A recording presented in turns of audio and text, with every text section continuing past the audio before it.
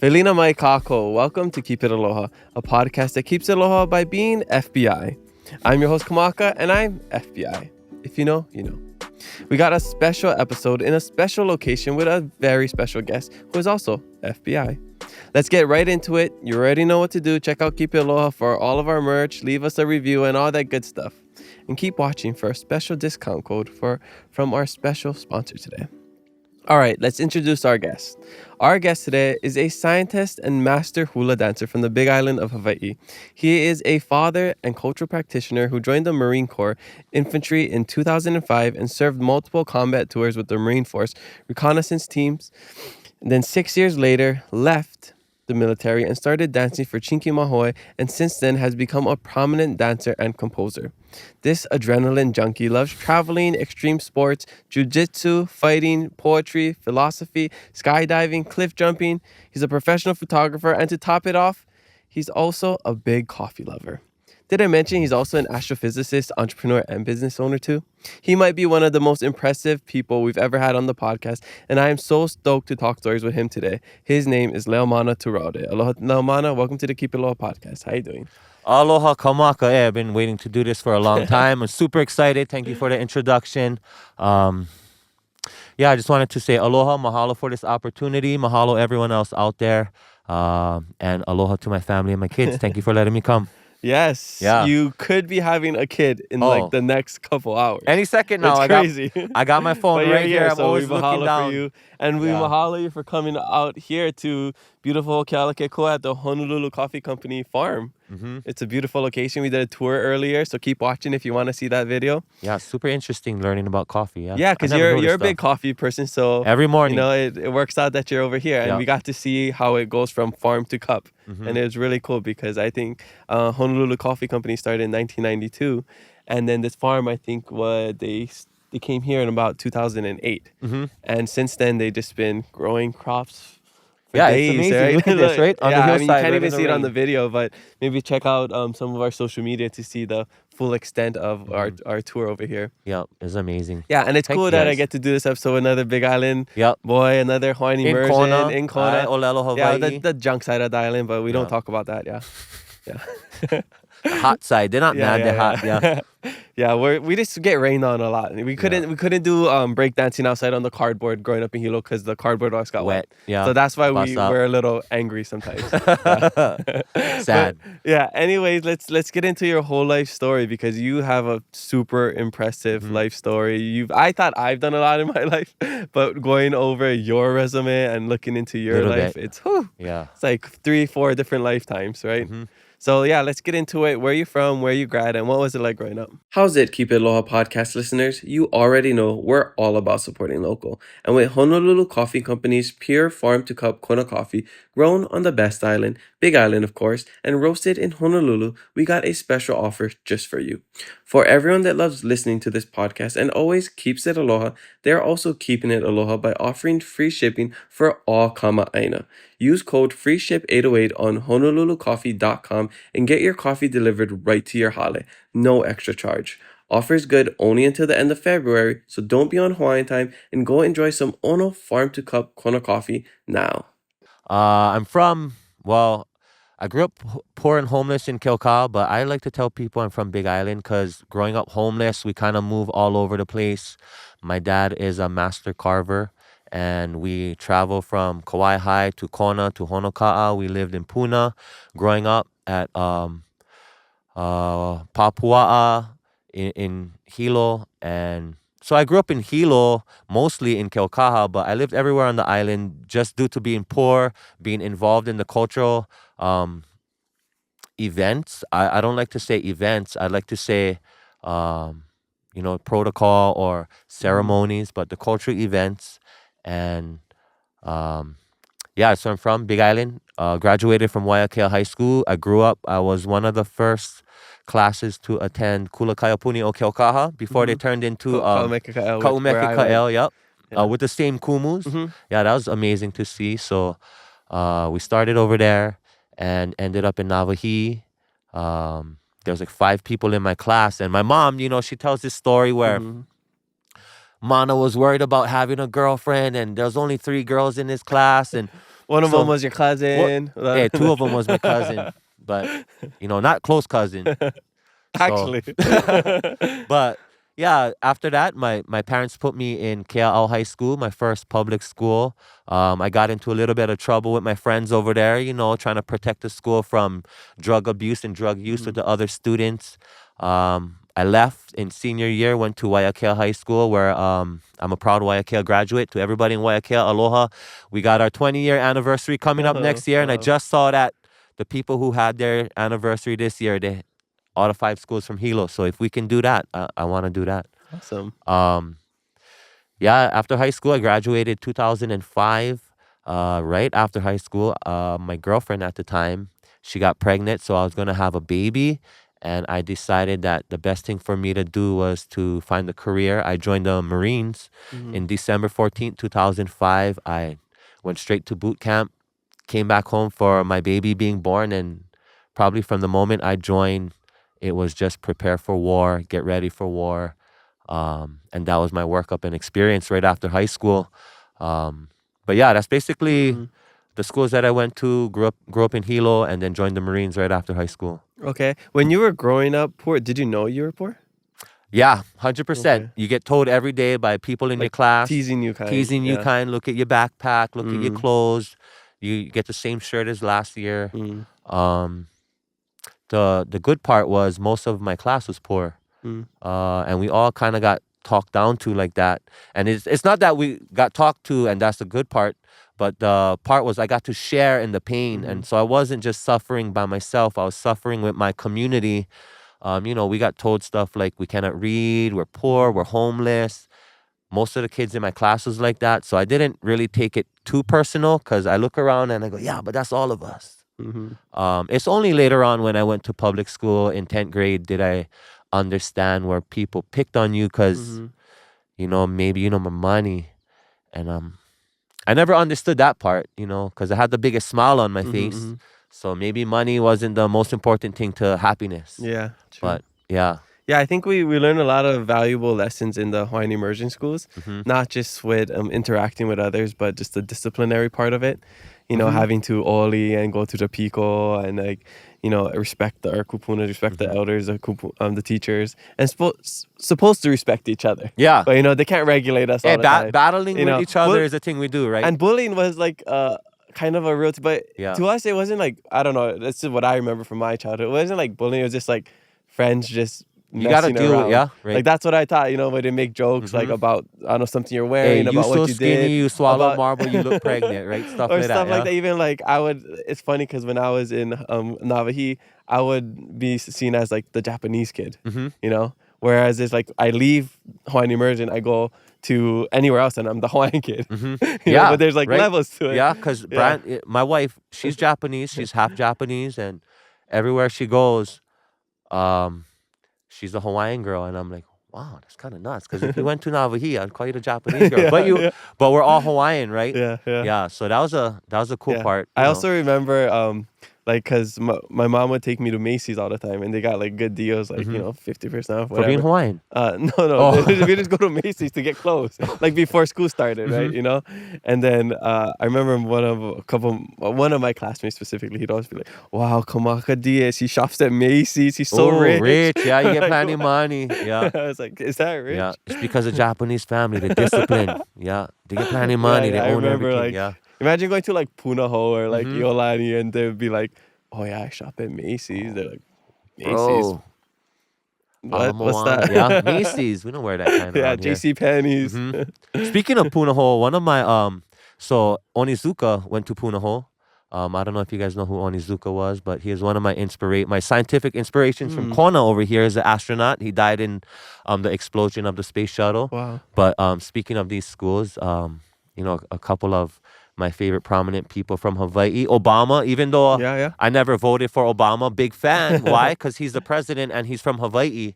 But that's about it. But he went to Punahou, and then Ili Malay went to Punahou. I got to Manti Te'o. Yep, Manti Te'o. All of these amazing people from Hawaii, and Hawaiians too. Hawaiians at Punahou, and my cousin actually graduated from Punahou from Maui. So I actually kind of enjoyed that school. Okay. Speaking of Punahou. Awesome. Sidetrack, yep. Yeah. Okay. So let's get into your military career, because that's an interesting topic when we talk about culture, being Hawaiian, being American. When, this maybe by the time this comes out, like a couple weeks away from, when the elections just came out. And, there's people here in Hawaii that, believe we're American, it's like, why would you vote? But, voting, you have your civic duty to vote and all this. We have these rights that we do get from being American. Yep. And I probably can relate a little to you because I served in the Peace Corps. In the Corps, yes. In the Corps. We both were in the Corps. Brothers in the Corps, right? Mine was a little bit more peaceful, less guns and bombs probably. Other than the combat, I'd say that we're kind of the same, right? We go across the nation, talk to people, try to help figure things out. But we can get into that later. But I do want to say Happy Veterans Day, because we're recording this on a Monday, which is Veterans Day. So we didn't plan it like that, but sometimes life is cool. Even yesterday was the Marine Corps birthday, so I feel really privileged to be here with you guys. But let's get into that. So you graduated, and why did you join the Marine Corps? When I was 9, I looked in a telescope. I was on Kauai at my grandma's house, and my grandpa, he had like a cheap telescope, and I saw the moon, and I saw a volcano on the moon, and I was like, wow, there's a volcano on the Big Island, right? So the moon has a volcano, Big Island has a volcano. If anybody on the planet knows about volcanoes, it's us. So I should study volcanoes so I can study the volcano on the moon. I got into that, and I realized before I graduated high school from Kumu Kaliko Trap, who's not a science teacher. Hey, Kumu Kaliko, just wanted to say thank you for inspiring me to be a scientist, even though you never got a degree in science. It's crazy how that happens. He'll probably be on the podcast at some point. Yeah. And so, after high school, I was trying to figure out how to get to the moon still yet, right? How to get to space. And at Nawahi, I was in this NASA competition in 7th grade where we had to build a bridge, and we did it in Olelo Haole, Olelo Makuahine Valeno, Vala au Kanaka Hawaiian language, and even my papers are all in Hawaiian, so I couldn't submit it to the NASA people because they don't read Hawaiian. And so I really got this idea, like, I need to be the first Hawaiian to do this space stuff, because that's what we're known for. Astronomy, astronavigation, navigation, wayfinding. And I went to go sign up for the Air Force to become a pilot, because I heard at the time, if you're a test pilot, then you get to fly the shuttle. Well, I went to the recruiter's building, and the Air Force guy, he wasn't there. I guess they take a lot of breaks, Air Force. What's up? They take shishi breaks too. Yeah, they take private shishi breaks in the Air Force. And, they get the good bathroom, so they stay in there, play on their phone a long time. As a Marine, I got a rag on the other branches of service. But I went over there, and he wasn't there. And this is in Kaneohe, right next to McDonald's at Windward City. And the Marine was there. And he just came outside, and he was like, you ever thought about joining the Marines? And I said no. I really knew nothing about the Marine Corps at the time. And I thought, Marines, it has to be something with the ocean. Yeah, let's go. I'm on a boat. Marine life. Right? I thought it was the Navy. So I said, I'll do it. And on the door was a poster of a Special Forces guy skydiving out of the back of a helicopter, and then the bottom was like the guy with the sniper coming out of the swamp. And I told him, if I can, I was meaning the plane part. Like, if I could do the skydive and the drive the plane part, I'll sign up. I didn't know that it was infantry. I would be doing the war fighting. I thought I was doing the Special Forces pilot program. And turns out I was a Special Forces infantryman. So I went to boot camp right then and there, because I got my girlfriend pregnant right out of high school. I was a teen dad. I found out we're having a baby, and I told the recruiter I need to leave right now so I can get my life started. I was looking to get married. I was looking to have a family, do that whole warrior, pathway with my life.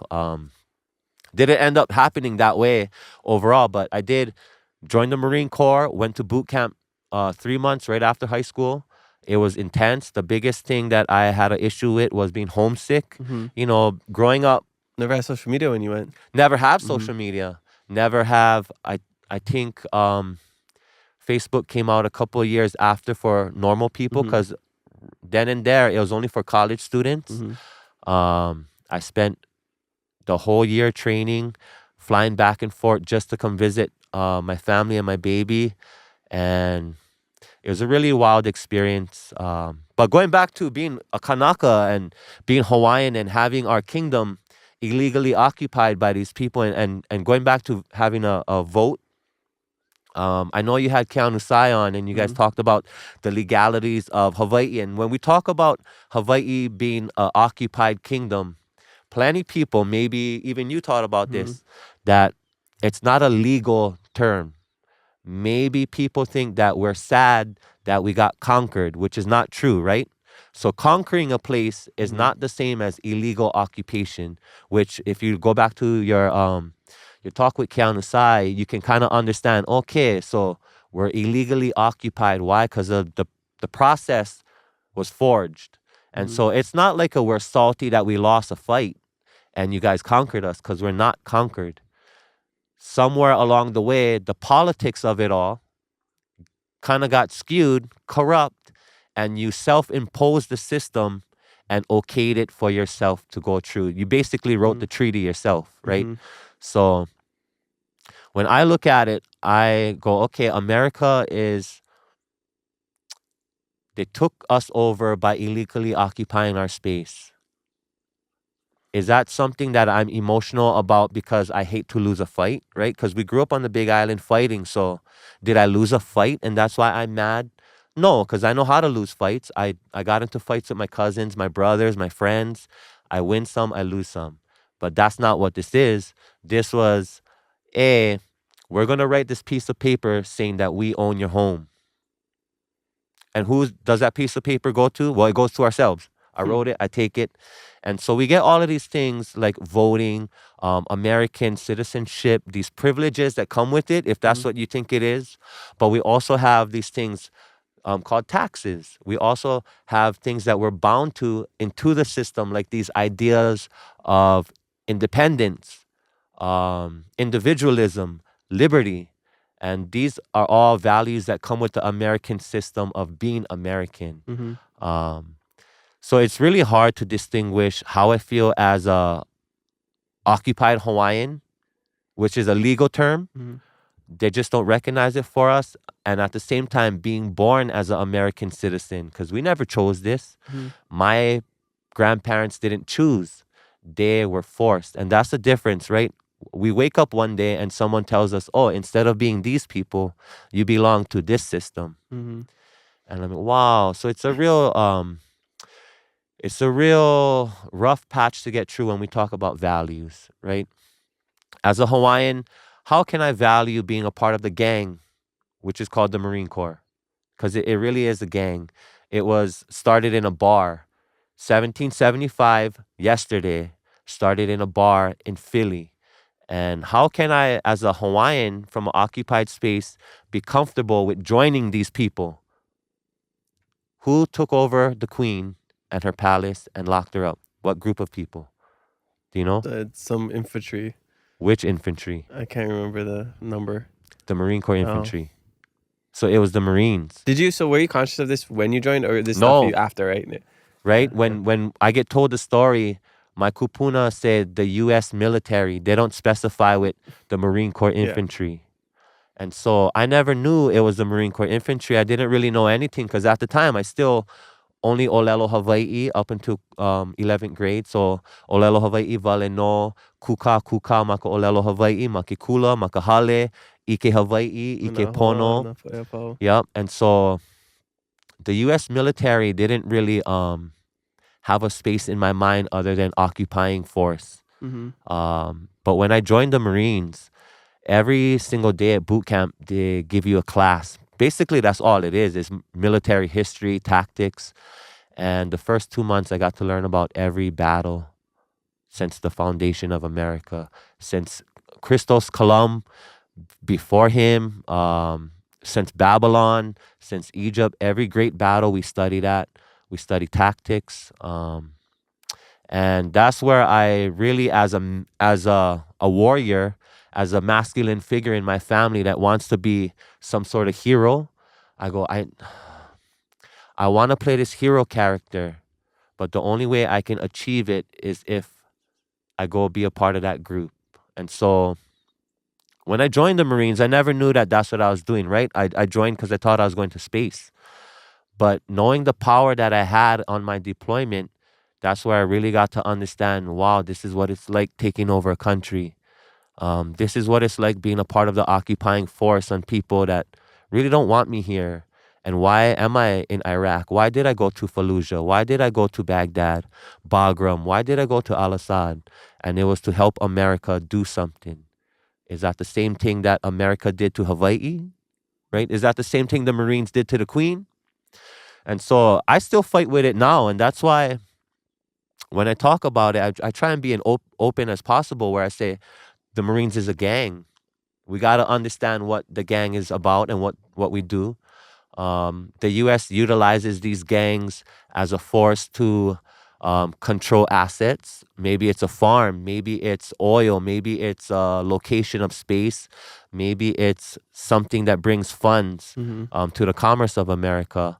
And these are all the things that I have internally still yet. Even though I got out in 2011, I fight every day within myself to, did I really, did I do good? Like you're trying to justify your decision of going. Yeah, and not only justify it, but trying to learn about myself as a man. As you reflect. Yeah, as a leader, right? What was going through my head at the time? Because I tell you what, I wasn't Pono at the time. I wasn't. I did my best. I listened to Hawaiian music. I listened to reggae music to keep me on a straight track in the military, while all of my comrades listened to rock metal and killing and killing in the name of, Rage Against the Machine and real rocker, go get it. But for me, it was like Boogie Kalama, Hokulea, Star of Gladness, and, Bob Marley, Love Everybody. And now I'm still trying to figure this out. The whole being an occupied Hawaiian and a Marine at the same time is really rough. And whenever I speak my visions, my truth about it, it hurts a lot of people's feelings. A lot of people, as in locals or people in the gang? Everybody. Both sides? The gang, locals, Hawaiians, non-Hawaiians, right? Imagine if you're a non-Hawaiian and I start talking about the U.S. Marines and you and Howley man and your grandpa is a Marine and the Proud only of reason, it, proud, right? So I start talking about what the Marines did to Hawaiians and all you get is offended. Why? Because I say that was your grandpa and he did that to mine. So how you feel about your grandpa being a criminal, right? That's how I'm going to say him. How you feel about your grandpa being in a gang, occupying the space that my grandpa was loving his family in? And people tell me that too sometimes. How you feel about being that? And I feel horrible. I feel shitty. I feel junk and I feel hurt on the inside that maybe I never know enough before I joined. Maybe I never, on one of the podcasts with Kianusai, and he was talking about, I never learned this stuff in Kula, in Nawahi, right? And I had to think about that because I go, did we really not learn that? Or did we just not pay attention because we just young kids and who cares about that stuff? And after I listened to your podcast with him, that's when I went back and did I learn this? How do I feel about it? And it hurts. It hurts to learn about myself in this, like, hey, I got to admit I was a part of a gang. The gang did stuff I'm not proud of, but in the end, I got about $13 million worth of leadership training. I went to all the best leadership courses out there. I have experience leading a combat team in combat. And nothing can replace that experience in education. And now I get to bring that to us back at home, right? I get to lead our younger generation with you because this is something you built with the whole idea of commerce. And maybe it wasn't because of that, but I remember you started because you needed to pay your college bills. Right? Not the podcast, but like me, like just kind of in general, career, right? Like everything you started off because, I have this college bills that I gotta pay, and I don't know how I'm gonna do it, but I'm gonna do it. It's gonna work. I'm just gonna work, and look at what you built off of that, right? And so, if I can give just a little bit of that advanced leadership training and inspiration for you to push and make other people get to where you're at a little bit easier, then it's worth it for me. It's worth it for all the suffering and pain that our kupuna went through, not only being Hawaiian, right? Because we not only Hawaiian, we other stuff too. And what did those kupuna have to go through so that way you could be existing? What did they have to suffer? The boat rides, right? The long nights, the long days of going from one country to another one, not knowing where you're going, where you're going to end up, not having friends there, not understanding if it's safe. And so when they get here and you hear, say, oh, man, so I try and come back and I give all of my leadership skills, my education to the community freely. And I hope that kind of helps me calm, moe malie, loko mai kai, all of these good feelings that I hope I can have at the end of my life. I hope I get them and, to make up for all the heva, which I wasn't a part of the heva, but I was a part of it, I was involved somehow. Maybe I can make up for that. And so is that what motivates you? Is like you feel like you need to make up for it? No, because I just feel like it may be a mistake. A lot of times we're ignorant because we just don't know. Yeah, just like when people come here, they're ignorant to our lifestyle and they just don't know. So once you're educated, so what do you do with that education? Yeah, do you keep doing what you was doing, or do you make changes?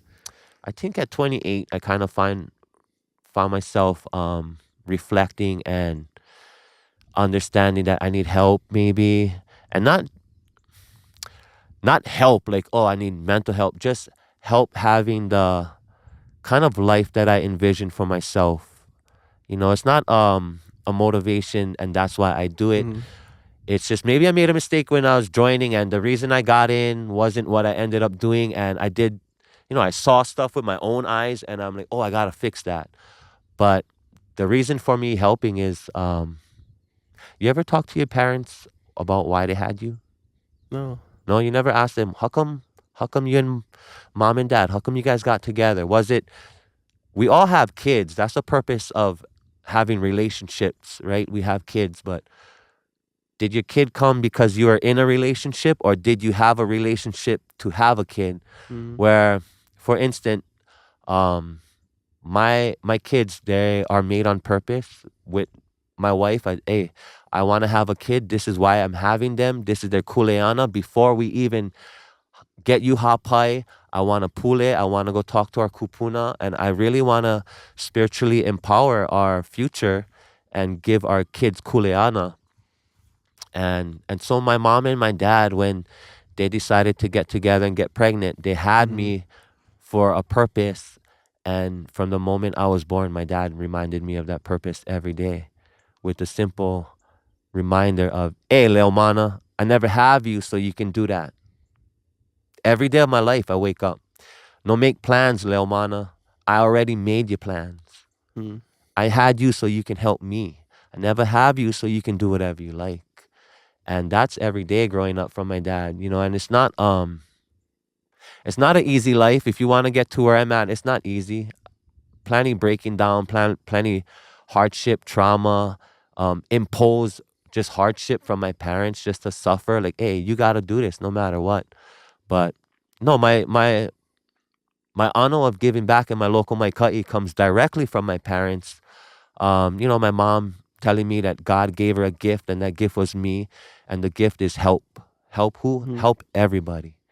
And my dad, he gave me kuleana to lead and to help. And so that's what I've been doing, because that's the kuleana they had me for. And if you don't listen to your parents on why they had you, then you disregarding the purpose that they made you for. And that's what really eats away at the, when I close my eyes nighttime, am I listening to my makua? Am I following the words of my dad, the leader of my family? Am I obeying my mom? And am I giving back as much as they gave me? And am I making my parents proud, right? Hey, you make your parents proud just by sitting here and doing this with all of us. But that's really where my attitude of helping and trying to be a hero comes from my mom and my dad directly. Awesome. Did they have like this, I guess, route that they wanted you to go in with? Because like you come from a pretty like culturally rooted background with like your mom in hula, I believe, and then your dad mom in hula, in master craftsman, like handcrafting, woodwork and stuff. So I never really had that. Like we grew up in a pretty like westernized household. We went to Hawaiian immersion, so that's when we had our Hawaiian culture. Yeah. So, Yeah, but yeah. going home, it was video games, pork and beans. Yeah. You Pork know, and like, beans, it right? wasn't kalua fig and lau and poi from the. Pork and beans right on the It was, rice, yeah. just chili and microwave hot Yep. pockets in the morning, toaster strudels. Hey, that's my dream growing up. I wish I had hot pockets. We never have fridge. That's why we lived in a tent. Yeah, so it's a little Yeah, it's different. a little rough. Yeah, a little bit Yeah. different, but the same. But the same. But so going back to your time in the military, because I look around and we see so much aina right now, so much green, and I'm coming from Oahu where I live, and I live in town, which is like high rises, concrete. Our studio's right in Kakako, just like that's like the heat of it all, yeah, concrete everything, jungle, and so it's like. When we were just down at the farm, just walking, talking to the people down there, it felt like a breath of fresh air. And I've always loved coming back to the Big Island, especially Hilo, just to kind of get away from that. And like looking around, we're in an ahupua'a, right? Yeah. We got the ohia trees around us. This is native forest, and it just feels like home. Home. I was gonna say that's because you feel like home. You feel like this is where you belong. So even when I was gone in the Peace Corps, like. I didn't miss. I mean, I missed the food, but I didn't miss like certain things. But I just miss like being back around with people and like just being here on the land, because there is some biological connection that we have with. This. Would you say it's the call it kaiaulu, but the culture that you miss, or? Yeah, well, I think it's everything. Yeah, I think kaiaulu is a good word. Our community, we're different. Yeah. It's like you could find, because I think like the biggest thing about when you leave is trying to find your community, find your people, and create that wherever you go, because those are the people that's going to help you get through whatever part of life that you're in. Yes. So for me, I gravitated more towards like, and I had haole. I mean, I was a haole in Madagascar, so we're all haules, but I went with Americans, and so I guess connected more with like the Mexican Americans, like those, because we have a more similar culture than somebody from like Iowa or like somewhere in the Midwest where they say supper, Supper. Yeah. So like I feel like I connected with them more because of the indigenous backgrounds. But yeah, so like when I was away, and especially during my last year, it was when the Mauna Kea movement was happening. Oh man, it was so seeing all of that on social media, where I was just in another country. I couldn't do anything. I saw people I knew getting arrested. I see everybody going there, kupuna, and I was like, dang, I'm just here and just helping with a community health organization, people that's not even my people. So yeah, that was pretty tough. So when I came back, I went straight, volunteer at the Aloha, all of that for like a couple of months at Ho'oku Aina, and that really helped me connect back to my own culture. Yeah. But so when you're gone in, for 6 years what was that hard for you? Is that why you left? Because like you just couldn't be away any longer? I think because you weren't, but at this point you weren't thinking like about the American and Hawaiian dichotomy. No. Like you were just thinking like, I was thinking I miss home probably. I was thinking all of my family is at home, and if I could be around my friends and my family, I could handle being away, but I still wouldn't feel good. But I could do it. But having kids, right? Having kids is my oldest daughter was born right when I got into my team, and I was gone for her second birthday. And when I got back, I looked in her eyes and she said, "Aole, never again." And being Hawaiian, one of our top 3 values, if it's not the number 1 value, is ohana. Right? Got it on my form. Bang, there you go. And I had to really find it in myself, whether I am a American Special Forces operator, military combat fighter, or I wanted to be dad. Remember when I said all the kuleana I have in my life is because of my dad and my mom. So when my daughter looked at me and she said, "Don't go again," I made her a promise, and I said, I'm over this life. I did what I needed to. I have my tours, and I'm not going to leave my family, because if ohana is the number 1 value, then prove it. Yeah, if the ohana is the number 1 value, then prove it. And leaving them is not proving it. And sorry to all of my military friends, we all have to leave, but leaving your family doesn't prove that you love them. Staying and raising your kids and watching them grow and being involved in their everyday life and helping them up when they fall and kissing them when they cry, that's proving it to me. Mm-hmm. I cannot show you how to love your ohana if you're not around. And that and my daughter did that to me, and I just gave it all up because it wasn't worth it.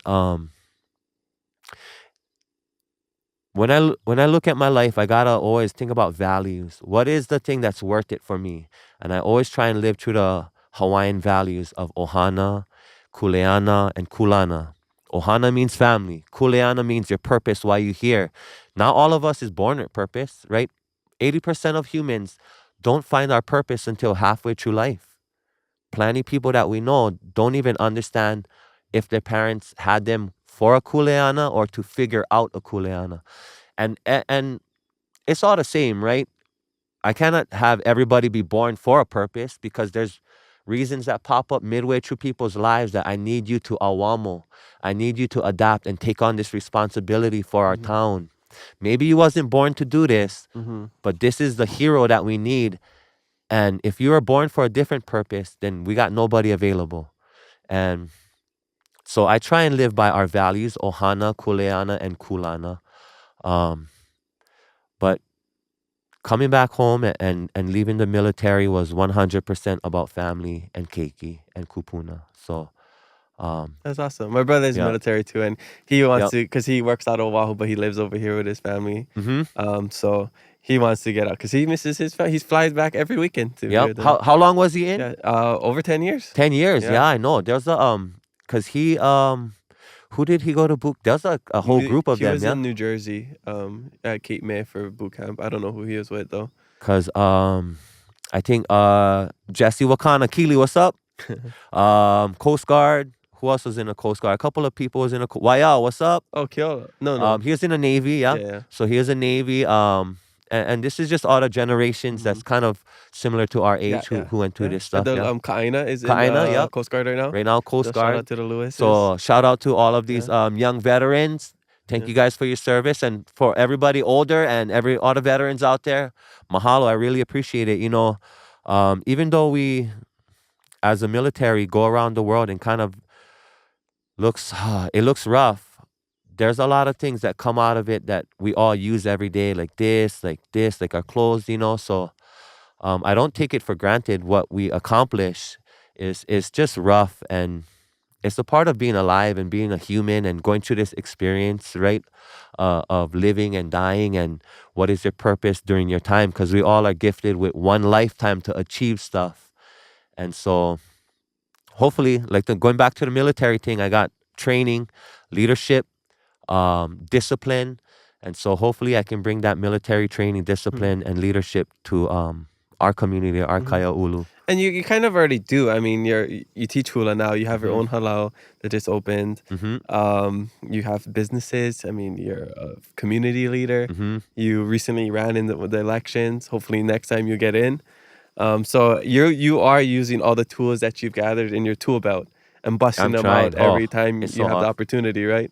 But yeah, I think that, you know, people like you and I, where we left and we came back. Yeah. And the goal is to you know, roam and come home, take everything you learned outside and bring it here for our community. You know, because I think it's okay if people leave. You know, Yeah, sometimes 100%. they have to. Sometimes 100%. I agree. they have no choice. You know, we talk about people in the diaspora, and we got some social media questions for that too. They got to, but you know, if you can make it back, or if you're just, you know, living here your whole life and you have an opportunity to go out. Like my little brother, he's so funny. He's passed out. I wish you could turn the camera on. He's passed out right now. He's over here Camouflage, with us. Yeah, I think he's camouflaged. We see him.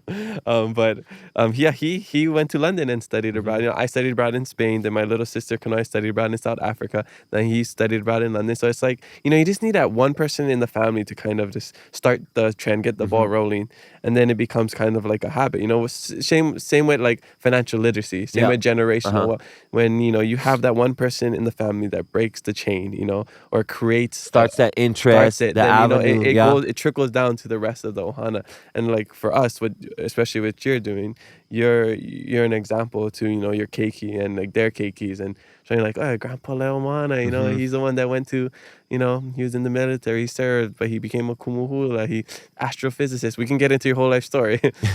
But like you're creating representation not only with your ohana but like the whole community kaiulu. So I think that's super cool. Trying my best. It's a blessing. It's a blessing to be involved in all of these spaces with science and the military, and I'm friends with the police station, all the veterans in town, right? Plenty foreigners, all the local communities, and hopefully I give him back. But going back to the halau, I was only doing private. It's like a family thing, but thinking about giving back to the community, like my hula halau and Chinky did for us, it's not about hula at all. It was more about helping us learn how to do taxes. Hey, hula is not about the dance moves. Hula is learning to be disciplined on your taxes. Hula is learning. Yeah. Okay, so teaching you how to dance is easy. Clearing your mind of your stress is the hard part. You probably get thousands of things that you're stressing about right now alone. Your kids, your family, your dad, your mom, your car, your bills, the setup. Monday Night Football, and I'm playing against Puka Nakua and Tyreek Hill, and I'm only up 32 points. And your team is down? No, I'm up 32 points, but I got Tyreek Hill and Puka I'm playing against. So just adding that to the stress. Just continue. Right? It's coming up. Yeah. The stress is add.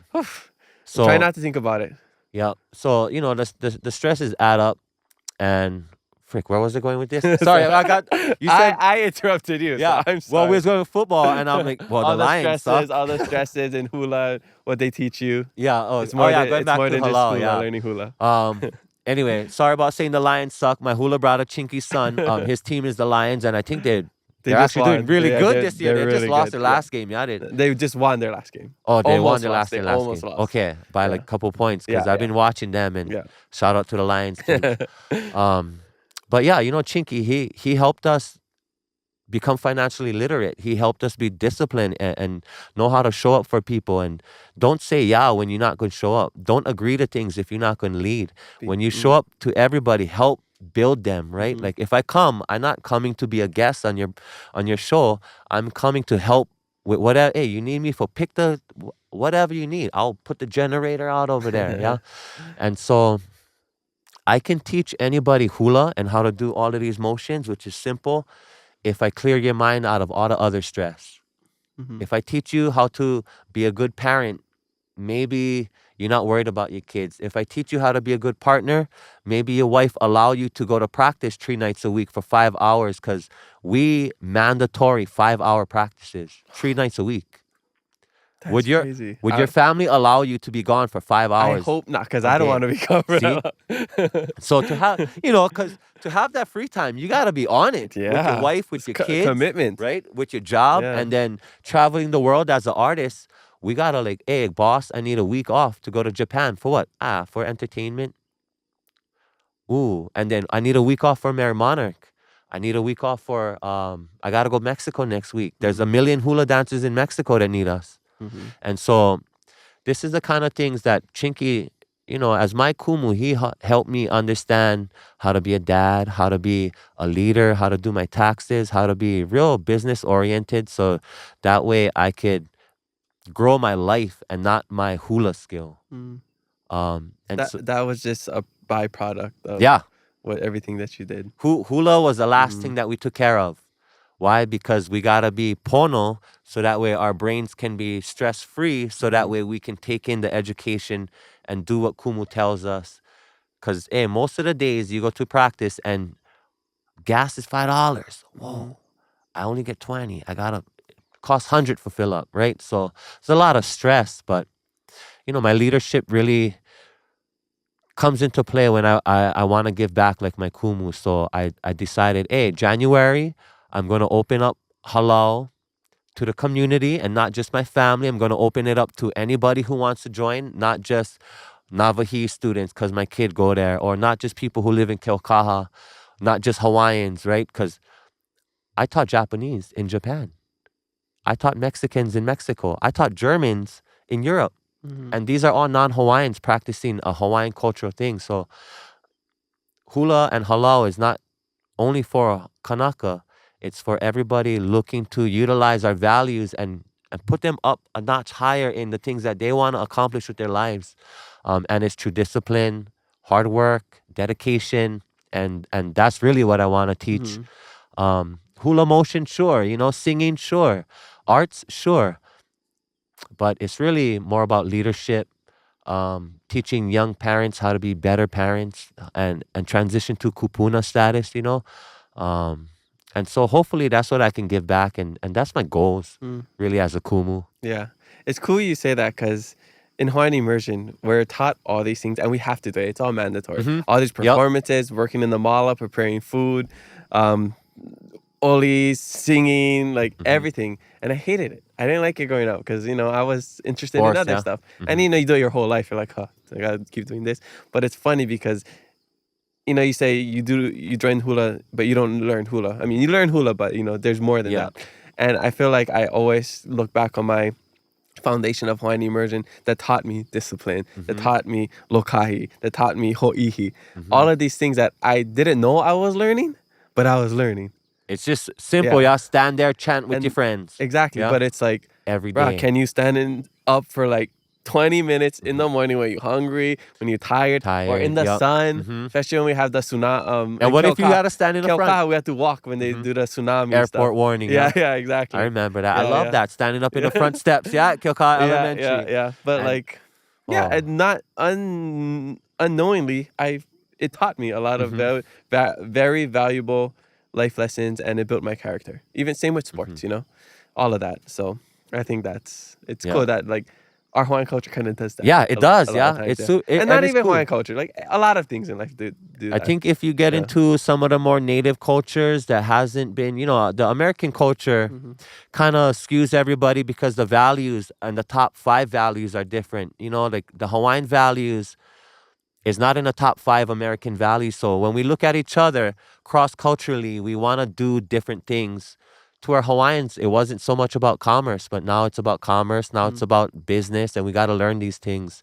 Not to say that we weren't into trade, but having the monetary system nowadays is kind of like the breaking part of being Hawaiian because we never had that back in the day. We're all barter system, And so the ohana lokahi part is, how do I show ohana when I'm making you pay for this, and we got to do it that way. So it's modern. It's kind super interesting, especially when you have a business and it's like, what, you gonna give me discount? You gonna give me this for free or what? And even you as the business owner, it's like, do I give this for free? Do I give a discount? Where my stance on it is support your friend. Don't ask for discounts. Maybe they get super big, but especially in the early stages, always support them. Buy their tickets, go to their shows, pay full price. And then once they make it, once they make it, then once you help them maybe make ask it, for discounts and stuff. So because helping people make it is the big part. And as an entrepreneur, just like you, we feel this because I'm like, man, I started my business and you on discount, I'm in the hole already. But that's how it is. We got to kokua always. And if your friends are starting something, push them harder and give them full price and stop making them come down, because that's the only way we get up. I really believe that. But awesome. Well, let's take a quick shishi break. And I want to get into social media questions. And through those questions, I think we'll get into the rest of the other things that you do in life. So let's go do that and we'll be right back. Aloha, everybody. It's Kamaka Diaz here from the Keep It Aloha podcast. And I'm here with Bryson. Aloha Nui, Leomana. And we're here about to tour the Honolulu Coffee Company farm here on the Big Island of Hawai'i at Kealakekua. Let's go.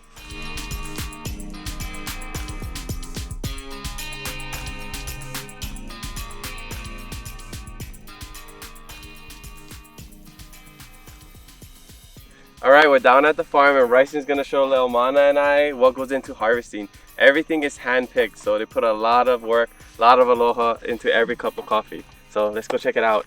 Okay, so here, you're only looking for red cherries when you hand-pick all these crops here. And as you can see, it's a delicate process. And we try not to get any green in here. So green is like it's just started to sprout, or Green, Right. yeah. Red is ripe. yeah. Yeah.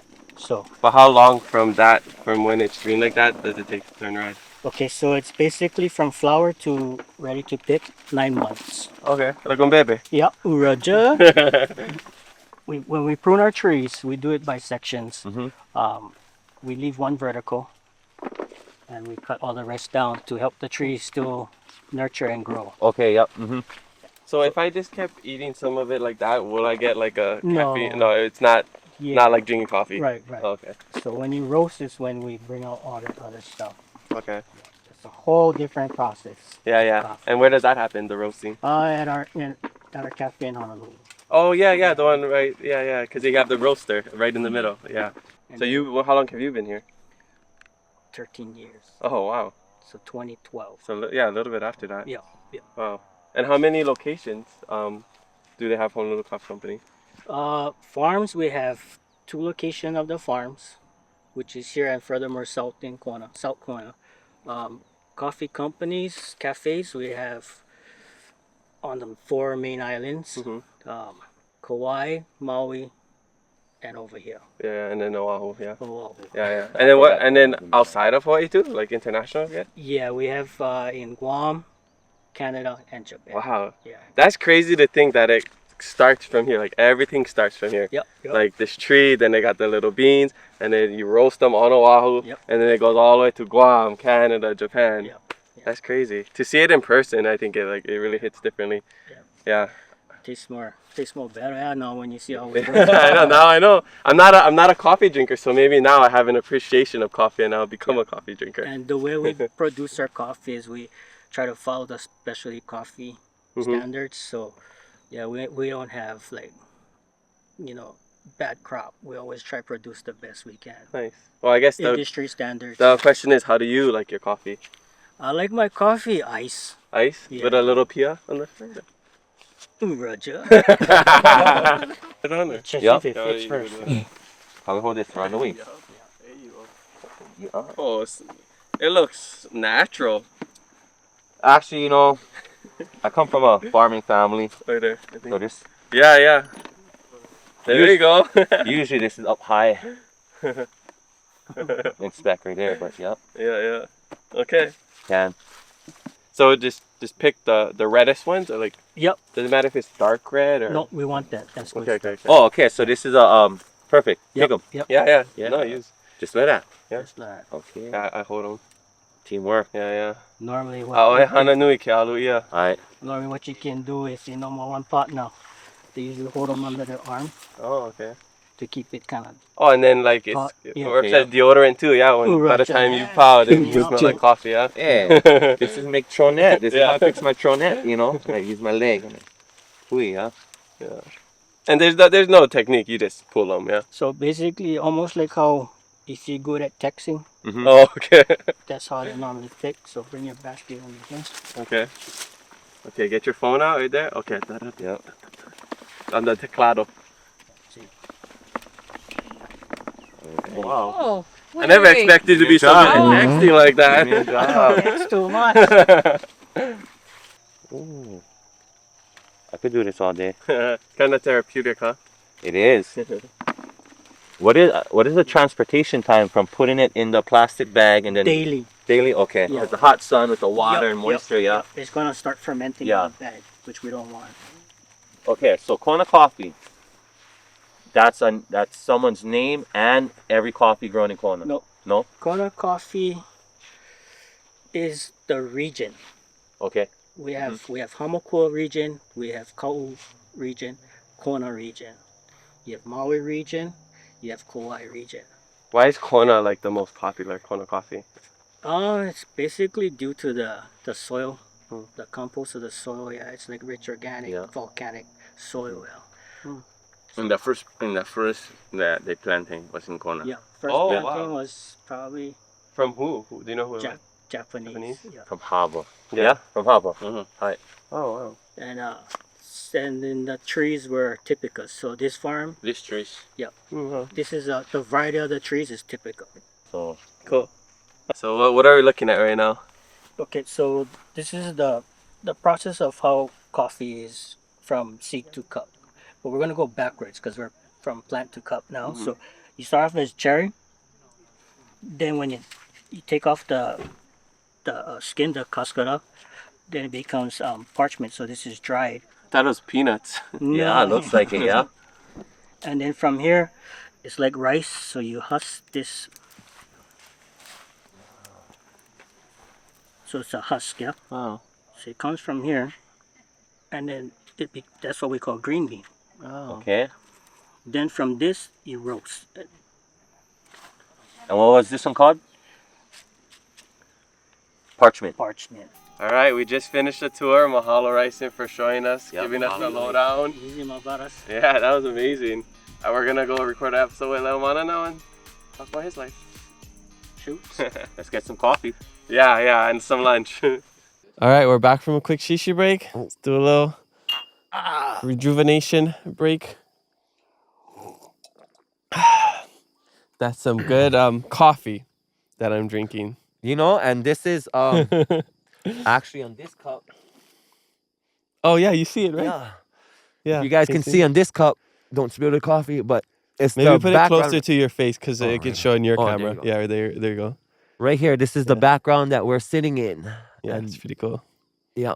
Anyway, get some of these cups. I got one. Yeah. Okay, you got it. You got it. Okay. Okay.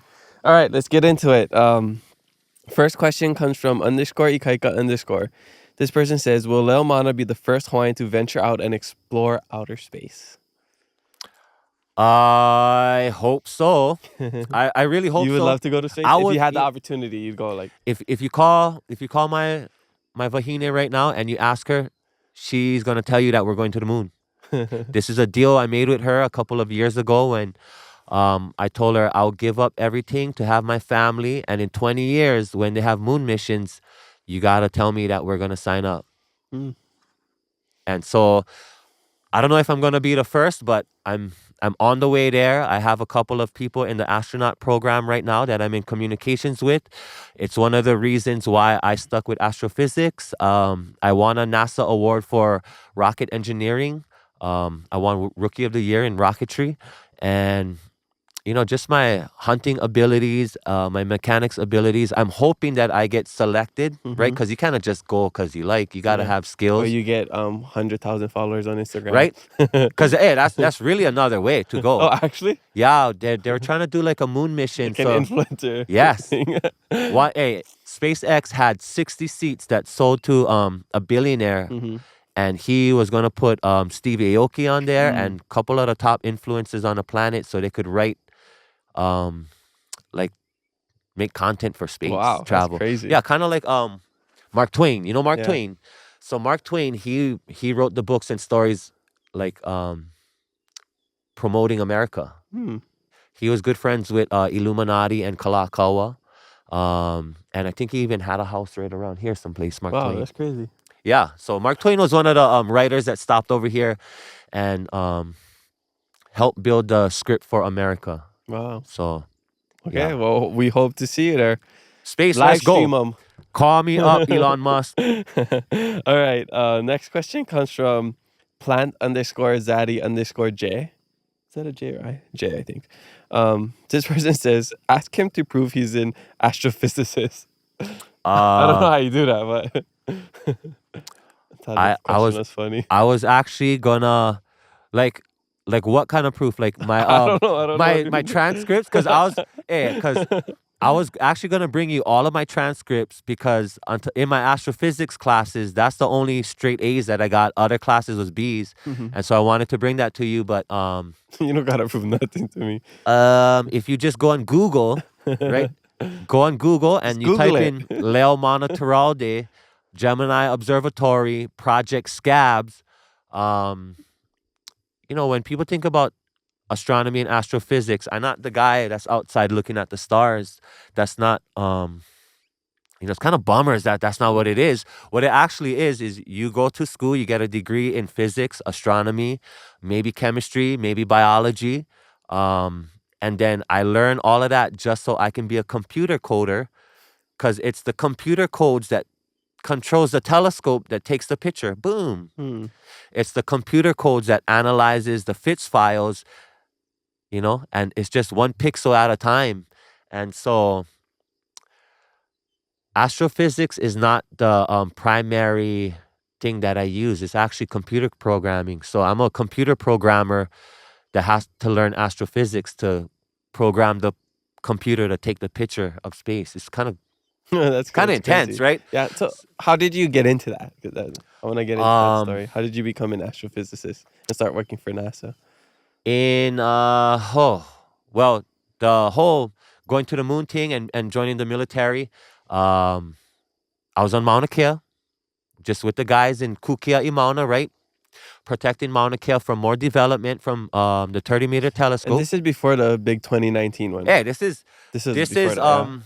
So 2015, we were living at Halepohaku in the Hale. And it was high, and we didn't have the event like we had it now, but it was freezing, it was cold, and we were just in the back. And I was just telling the guys, like, what is the telescopes for? Right? Who owns the telescopes? How come I cannot own them? And we were just having conversations of what is a telescope. Do you know what it is? You just look at it and you see far. It's just a camera. We got cameras right here. It's just a huge camera, right? So that's what I learned. And then I learned that the people who do the science are called astrophysicists.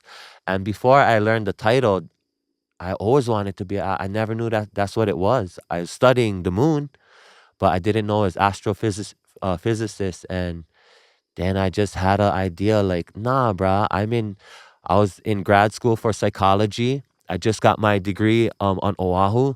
And I told myself, I'm smart enough to do this. I'm not dumb. I grew up speaking a different language, and I can. And if the telescopes are built for these people called astronomers and astrophysicists to use, then I got to become that so I can tell you if we need this thing or not. Remember, we were talking about God earlier, and Off the podcast. Yeah, off the podcast, and how do I feel about spirituality and God and being a scientist and you know, part of it was to go look for God, to go look for signs of Akua, and so yeah, if you want to see my work in astrophysics, just go and Google Gemini telescope, Project Scabs. I was the Python programmer, and my job on the team was when they took a picture, they gave me a file. I just analyzed every pixel, and I was the person that coded the program to look at the picture and find stuff. And I was able to look at the baryonic structures of this star group, Centaurus A and B. It's just huge star groups, and yeah, it's actually not really that hard if you don't mind being alone, you don't mind hard work by yourself, and just drink coffee by yourself. Just drink coffee, and it really is drink coffee and just be really interested in what you're trying to do. And at the end of it, I came out with I didn't know I was going to be discovering things. I just knew I was smart enough to do it. And after 3 years in the program at Manoa, I was offered an internship to go work at Gemini as a scientist in the back. I took it, and that was the same year as Kuleana Mauna. So when everybody's standing on top of the road to Mauna Kea, I woke up with my family on Mauna Kea in the camps. I woke up every morning, jumped in my car, and I drove down to Gemini. And I had to work at the telescope the same time we was getting arrested. And when my grandma and my dad and my aunties and uncles was getting arrested, I was right there. And I never made it into work. And it was so trippy because I realized that I didn't call in sick. This is an actual career, like a dream career for most people working at Gemini as a scientist. And here I am. I have this opportunity to do this 3 years into astrophysics at Manoa. And I'm standing in the middle of the road at Mauna Kea with my family saying no to TMT. In the astronomy community, this is the most powerful thing. And here I am just straight up telling people no. Because no matter how much you love telescope, space, science, you stand with your people. What my dad said. What did my dad say? Your kuleana is My to kuleana. your ohana. What was I born for? Ohana. Not to do what I wanted, right? So my dad said, "You're That's born for heavy. kuleana." Okay? But Dad, they hired me. I'm the smartest person they have right now. Your kuleana is first. That's why we had you. If you're not good, malama, awama your kuleana, leave. Hele. That's what my dad, And so it was really amazing, actually. I get hated on by a lot of people on both sides, but the kuleana that comes with the leadership, right? This is a leadership position where I take as an astrophysicist, scientist, and that's why we build the telescopes. And I'm telling you that maybe we don't need them. Maybe the discoveries that we're making right now, and this is going back to astronomy, astrophysics, and telescopes. Maybe the discoveries that we're making doesn't help us with our human experience. The fear that I have every day of life ending is what makes me go find it. But when I get there and I look, that stuff that I see makes me turn around and go back to pray. So what does that mean? Like for real, right? Everybody asks me, how is God real in your mind if you are a scientist looking through the telescope? And what are the evidence you have? I go, how come you cannot just trust the scientists when I say that I got to the top? And when I look through the telescopes out into the deep depths of space, what I feel is turn this thing off and go back and pray. And it's crazy. And that's crazy that I felt that. I never felt that in my life until I was on Mauna Kea doing the discoveries, and I'm asking and I'm praying every day, what is this good for? What is this astrophysics good for? What is it good for? What is it good for? Absolutely nothing. Is that were you baiting me with this? No, one? I was really asking a question, right? Like, I couldn't not do it, right? And this is for you. What is astrophysics good for you? What is a telescope? What does it do for you? I know what it does for me. I would say, I mean, based on what I hear, I guess it helps with the future. Like you can see stuff through that will help in the future somehow. I don't know. That's basically the very surface. It's kind of like a self-fulfilling prophecy, right? Because we create all these new things to do the astronomy, and then all the creations we make, we build our future using, like the phone, right?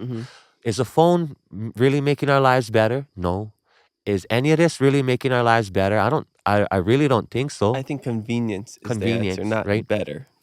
And are we having a deeper spiritual experience as humans? Would you say it? I always put it that way because growing up culturally with Aloha Hawai'i, I had this identity. You have it too. Maybe you don't know about it, but it's why you're sitting there and I'm sitting here and everybody else is sitting not in these seats with the mic, right? And so this identity, even though we feel like we lack, it helped push us to go find different things to add to our toolbox to help us become who we needed to be. So I think that's based off of curiosity too. I think you and I think what makes us stand in kind of this middle ground of like modern and traditional is that we're curious. Just like our ancestors, they were curious. Why do you think they explored the world? Right. And that's why. And I think we can't forget that is that we have to be curious. Like, yes, you could have a great life just staying here and just you get comfortable and it's amazing. I mean, why would you want to leave this place, right? But fun. Curiosity, right? There's so many amazing things out there, and that's what I was even thinking. different careers, and like you can still be doing what you're doing, but maybe just be curious or be curious of other perspectives and knowledge and like ideas, ideologies.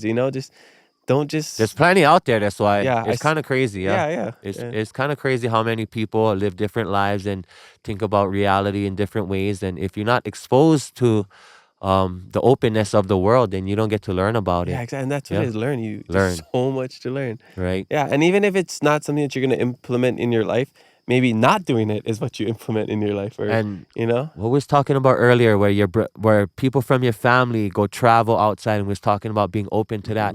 I and I am 100% not just open. That's who we are on the inside, right? Like, We're wayfarers. and, We're and that's explorers. why I was Yeah. so working so hard for the astronomy thing and Mhm. going to space. Why? I need us to be the captains. Why? Mhm. Because there's this connection that we have with the universe mhm. that allows us to make it happen. Yeah. And history is on our side, right? So, Yeah. but yeah, Yeah. if you want to know if my astrophysics thing is real, then go Google Gemini telescope, Project Scabs, Discovery, Centaurus A, Centaurus B, and I was really studying baryonic structures. And if you guys want to know more about that, then go take a physics class. Right on. Yeah. Okay. Awesome. Next question comes from Hawaii Panis. This person says, how would he or you, I guess he's talking about me, go about supporting Kanaka of the diaspora? Okay. Oh, what about you? I mean, I think doing stuff like this and letting them know that like we see them, like we not necessarily understand. I don't know what it What is. can like, I get a definition of the diaspora? diaspora? It's like the Hawaiian people living outside of Hawaii. Oh, So okay. that's part of the diaspora. It's like people living in Vegas or California, Washington, New York. Anybody living outside of that's and then they a lot of it. So we have a lot of listeners that are part of the diaspora because they want to still feel connected to home. And I think that's the biggest thing is that we talk about community, right? Yeah. Whatever community that they build there, it doesn't come close to what we have here. Mm-hmm. And they could have their own little circle, their own little like maybe ahupua'a of Hawaiian people, whether Their little moku. their little moku wherever they live, but it's a different connection being here. Being Hawaiian here in Hawaii is different than being Hawaiian somewhere else. Yeah. You know? Not saying you can't be Hawaiian cannot- somewhere else. It's just That's the struggle that they go the through. is values we they have feel here, like they need to be here to be accepted as a Hawaiian. Which, in Mark Ho'omalo's episode, he's like, I don't need to be here to be Hawaiian. Yeah. I am Hawaiian. This is the Aina, the vertical Aina. Yeah. Where Aina does matter. Aina does matter. But Even with him, he's a aloha kumu, aloha nui. But he grew up over here. He's a master. He's a kumu, and very few of us can feel like that because we have it. We have this identity from when we're young, and we're able to express it our whole entire lives. But not too many people have that, even though you live in Hawaii. And so, when I heard that podcast about that, I go, I agree 100% that some of us are like him, and we don't need be there because we're not lacking.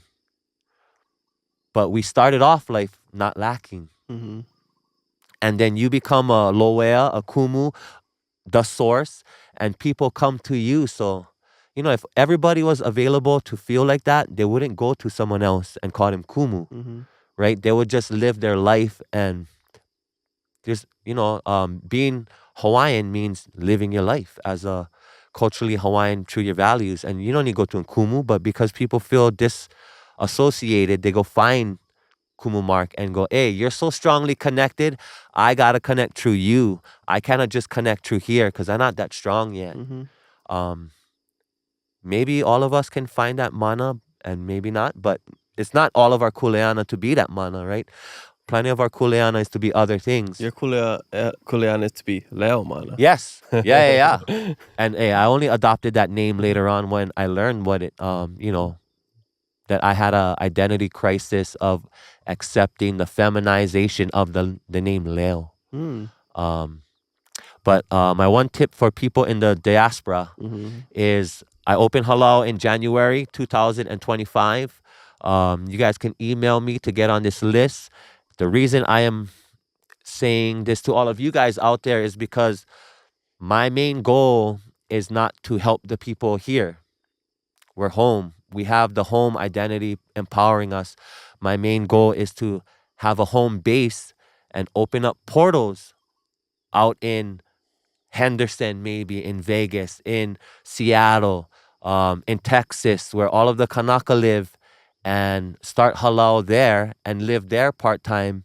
And whenever we have events back at home, I want to be that portal that brings you home. Where are you going to come? Well, I have plenty land that you guys can stay at. What are we going to do? I have plenty kuleana for you guys to help me with. I can take you to Mauna Kea. I can take you to Keaukaha. I can take you to all of these places to help you connect and empower yourself as a Kanaka if that's what you need. And so that's kind of my main point about starting halau for other people and not my ohana. Because my family lives here. We're good. But it's for everybody else who had to move, like my sister in Vegas, like half of my hula halau who had to leave Oahu because they no more money. They got to go do construction and build houses in Vegas. The diaspora, come home. If you cannot come home, visit. If you cannot visit, call somebody. Watch. Follow people. And if you cannot do any of those things, then we're coming for you. Don't worry. Well, I think it's like we're always thinking the grass is greener on the other side, right? Why can't it be greener where you water it? Yep. We think you gotta live in Hawaii to be Hawaiian, to be accepted. That would be great. Ideally, like number one would be, you Hawaiian in Hawaii. But if you can't, water that grass. Yeah, whatever. everywhere. Plant kalo wherever you are.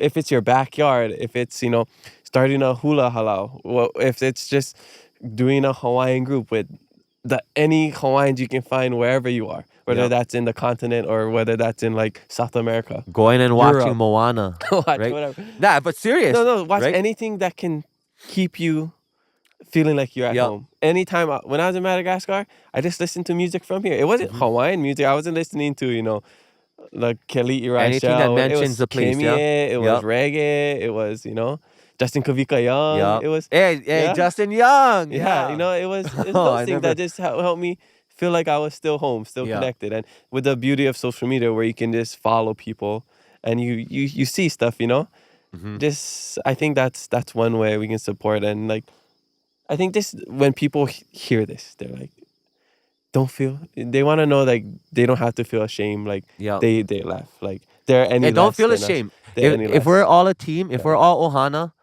leave. I see you. Hey, we're watching, right? If I could pay the cost of living you paying, I would love that too. Right. Like, don't you pay awesome. attention to them out there? Like I want to let them know that ohana doesn't only mean you paying attention to us. We paying attention to you guys out there just as much as you missing home. Yeah. I'm missing you. Why? Because 50% plus of the lahui of Kanaka don't live in Hawaii, right? So where are you guys? Because I don't mind being around other people. I just like be around my people as well. And I watched my kumu, Chinky, grow up on Kailua Beach on Oahu. And, I had a conversation with him and I almost started to break down because I told him, I have adrenaline rush from being at war. And the only thing that replicates that is being up on a stage because I'm not a performing artist. So when I go hula in front of people and I perform, I'm so terrified, but I go, what about you? How do you get your motivation? How do you get your kicks? And he told me that growing up on Kailua Beach, he watched every one of his friends and family and Hawaiians move out because they no more money.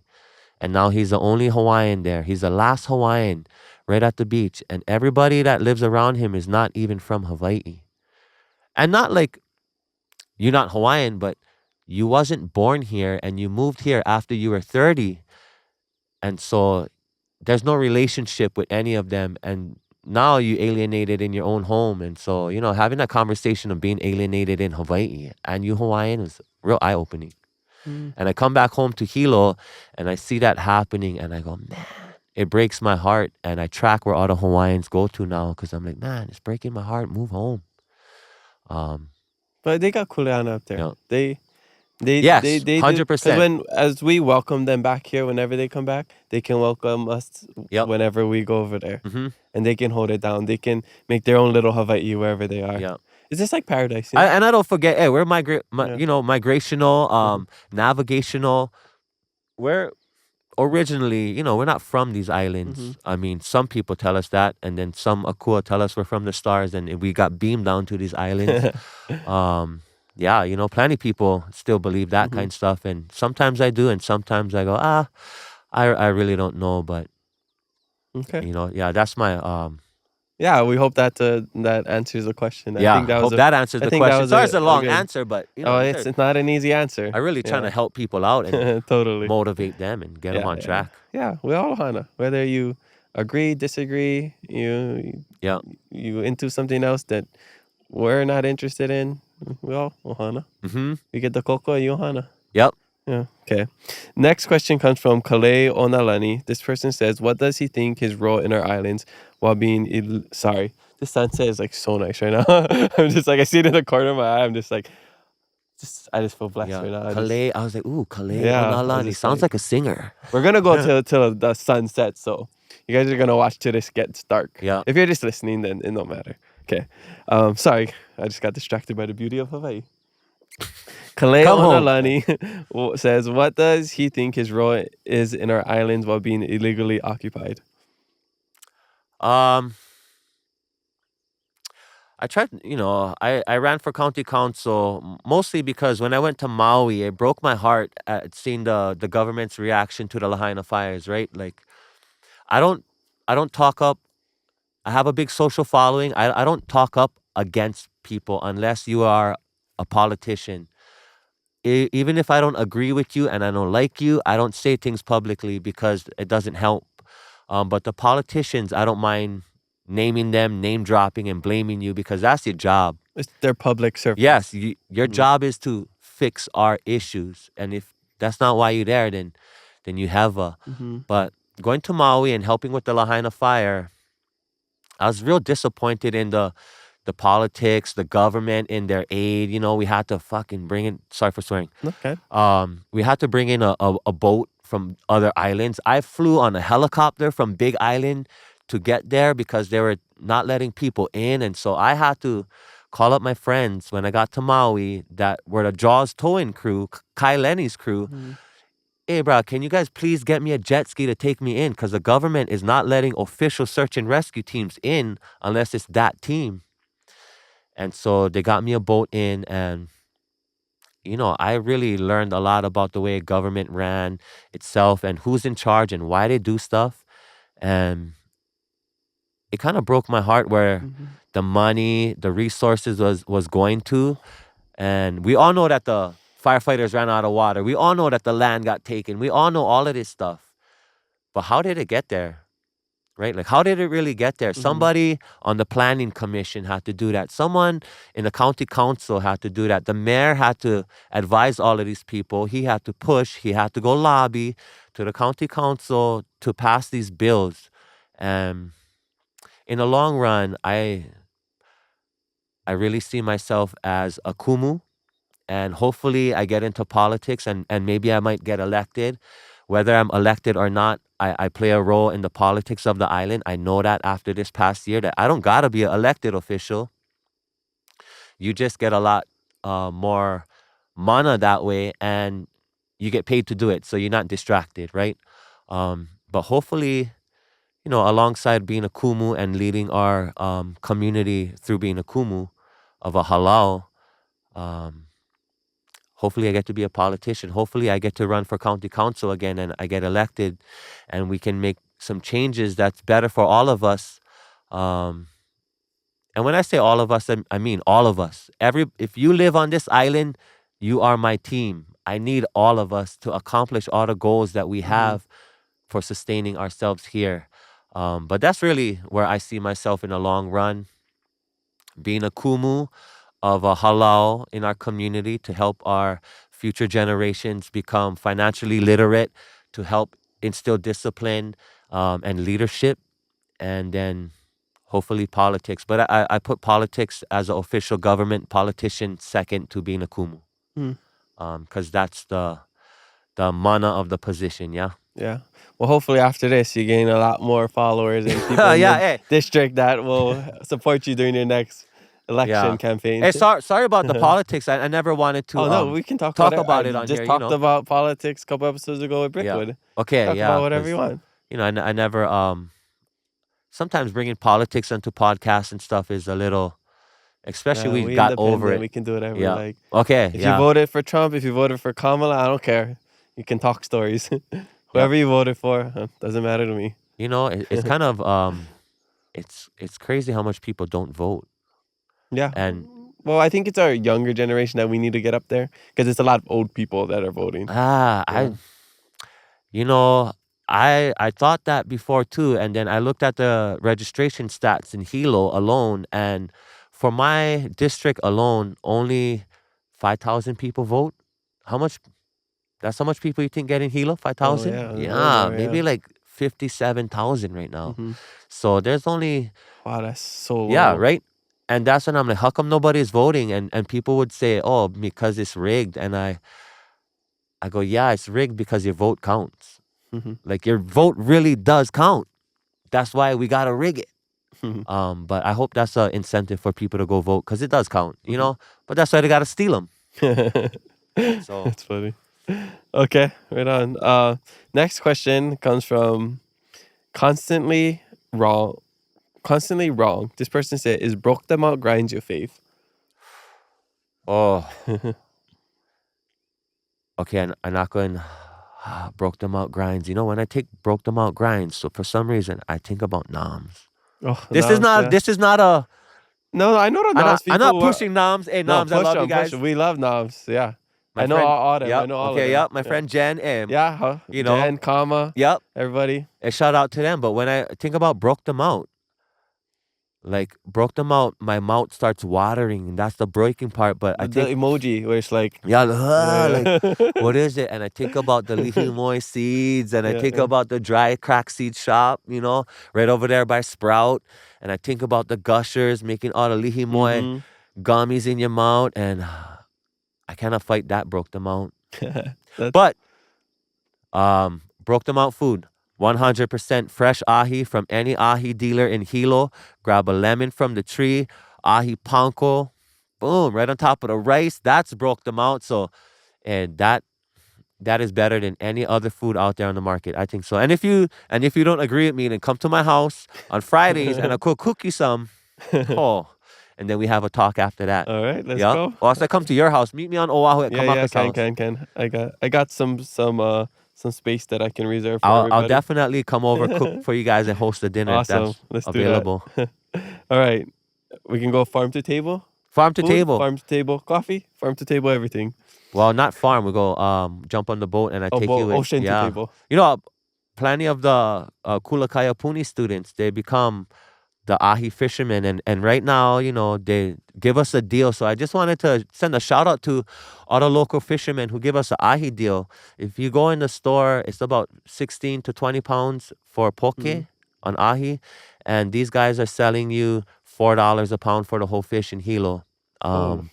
So you know, that's cheap, and I just wanted to say thank you to those guys because they really keep our community healthy. I don't know what you guys eat mostly on Oahu now with the imported food being so much, but I know that mostly the Hilo community, we have fresh ahi, fresh animals, fresh vegetables. So I appreciate that, Hilo. Thank you guys so much. Cool. Yeah, I gotta get in that. It's a Yep. lot of. I wouldn't say I eat the best, especially with me being injured and all that. You know, when Right. you're injured, there's a correlation of like. You Comfort just kind of food. want to eat comfort food, yeah. Mhm. So like when I'm healthy, I eat healthy. Yeah. When I'm bad, I eat bad. You Yeah. know, so Noms. maybe next year, yeah, maybe a couple more noms the rest of the month, Yeah. and then next year I'll you know, once I'm healthy, I'll get back into the fresh stuff. Yeah. Okay, next question comes from Kealani_21. This person says, if you could be president, what would you change when you were in office? I would change the perspective of people have for themselves and understand that when we offer you, I'm guessing the president of America, right? Or I mean, if you give me a president, tell me what country, and I Yeah, will let's tell you say the United America. States of Okay, America. just thinking about America. Let me ask you. Okay, let me answer this one. Who is the American dream? Trump, right? And I just go off of who just was competing for the presidency because they represent the American dream, where Trump represents one aspect of it, but also Kamala does, right? She's migrant, and she has a chance to become the American president. Or Donald Trump, we know the history of America, and he's a rich guy. He started off rich, he grew his business, and then he becomes a president. So which one is the American dream? The rich guy becoming the president, or the migrant descendant becoming the president? Well, it's the land of opportunity, so Right? And so as a president, it's a land of opportunity. As a president, I would tell people, hey, the American dream is for you to become the highest of your abilities, the highest. You tell me how high you think you can go, and I'll get you there. So it's about self-recognition of how high you as an individual wants to go. Mm. And I, I don't feel like the leaders push that enough.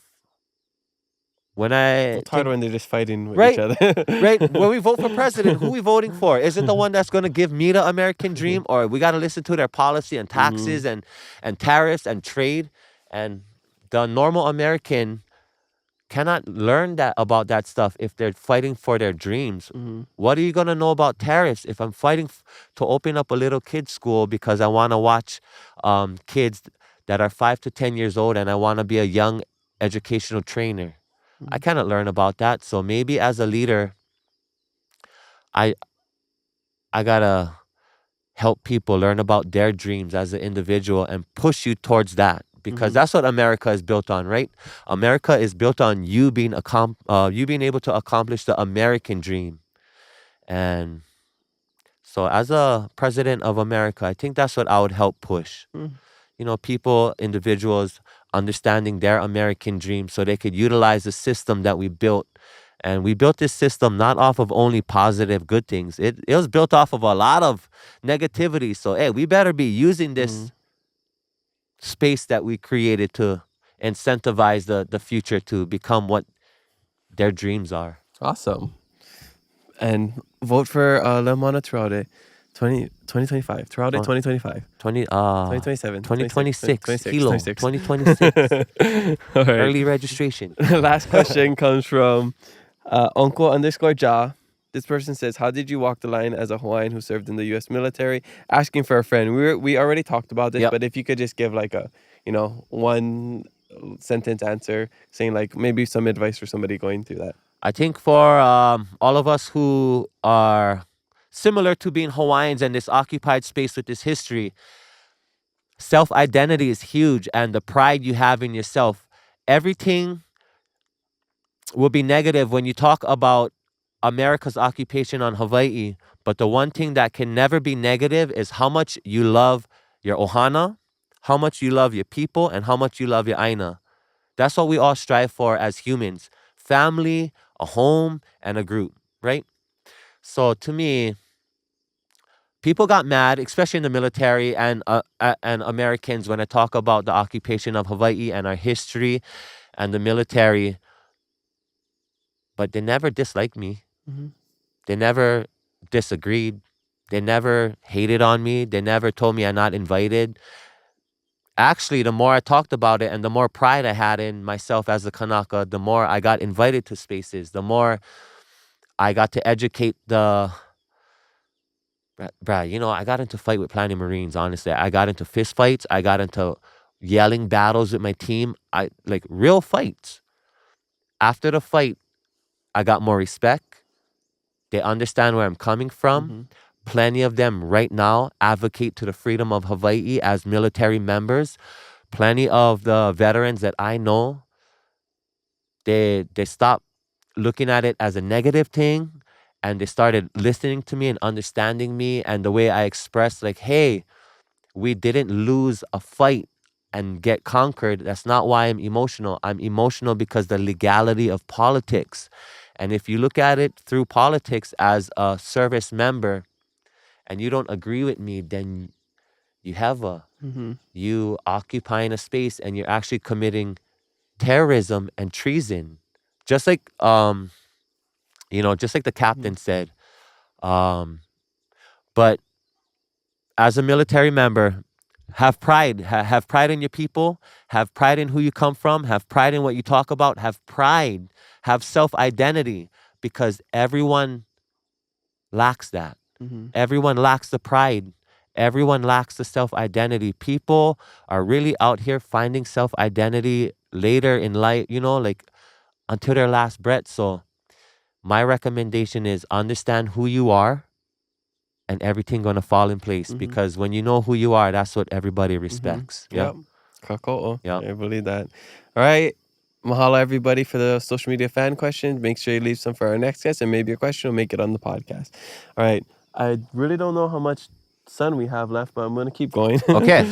Oh, how much questions we got left? Can I interject with a question? Yeah, but I want to Okay, I want to get ask you you these- this one Yep. first because I want to get it before we lose sun. Okay, no worries. Because I asked all my guests the same question about keeping it aloha. It's the name of the show. Mhm. I want to know in your life, how do you keep it aloha?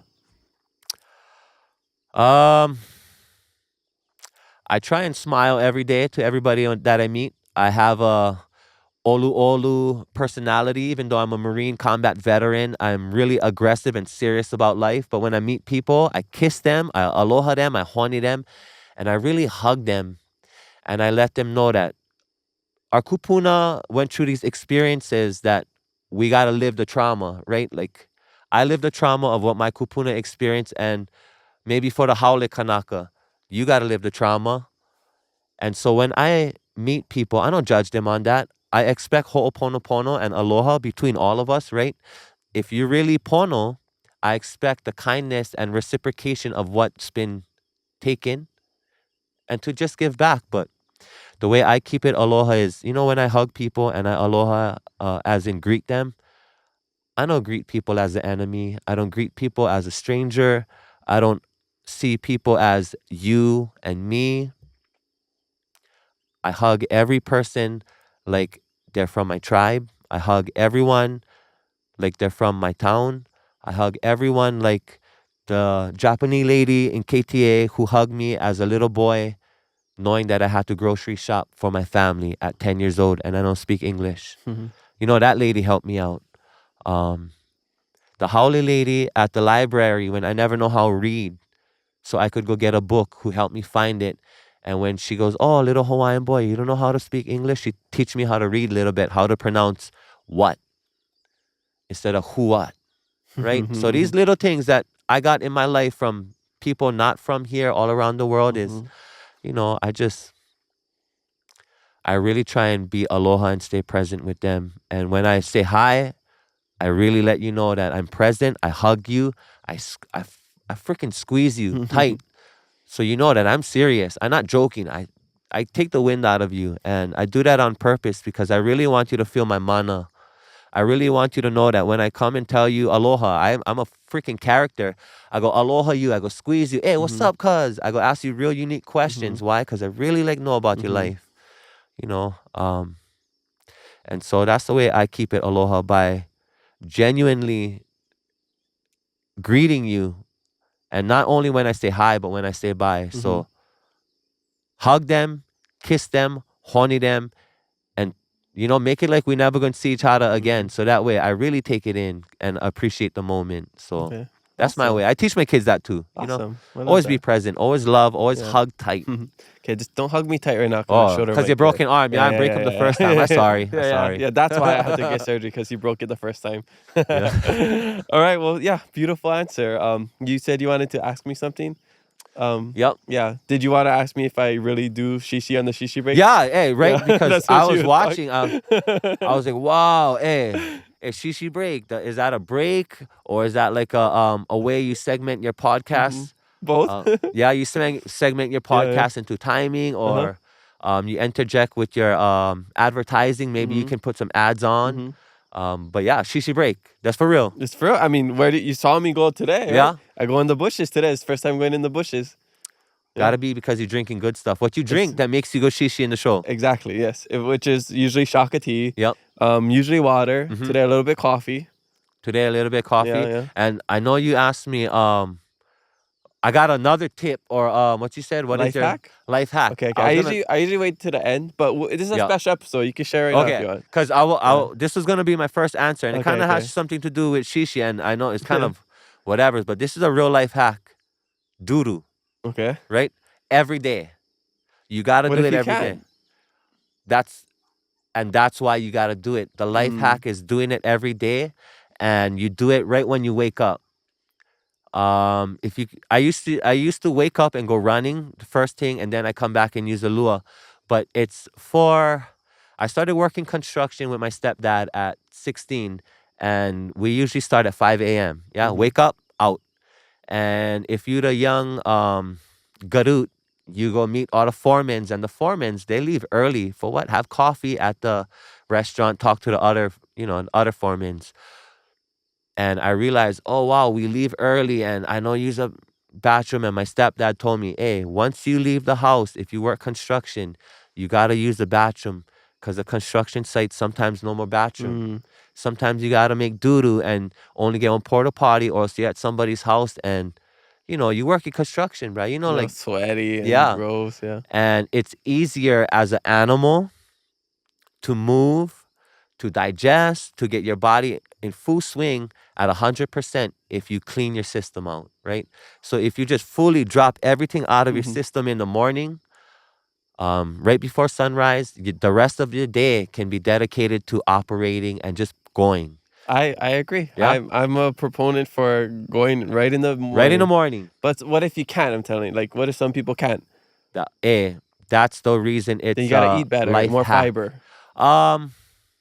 Change your diet. If you cannot do it early in the morning, it's just scheduling, right? It's just a habit. Maybe you built up the habit of you going to the bathroom, take your 30 minutes by yourself on your phone in the afternoon, right?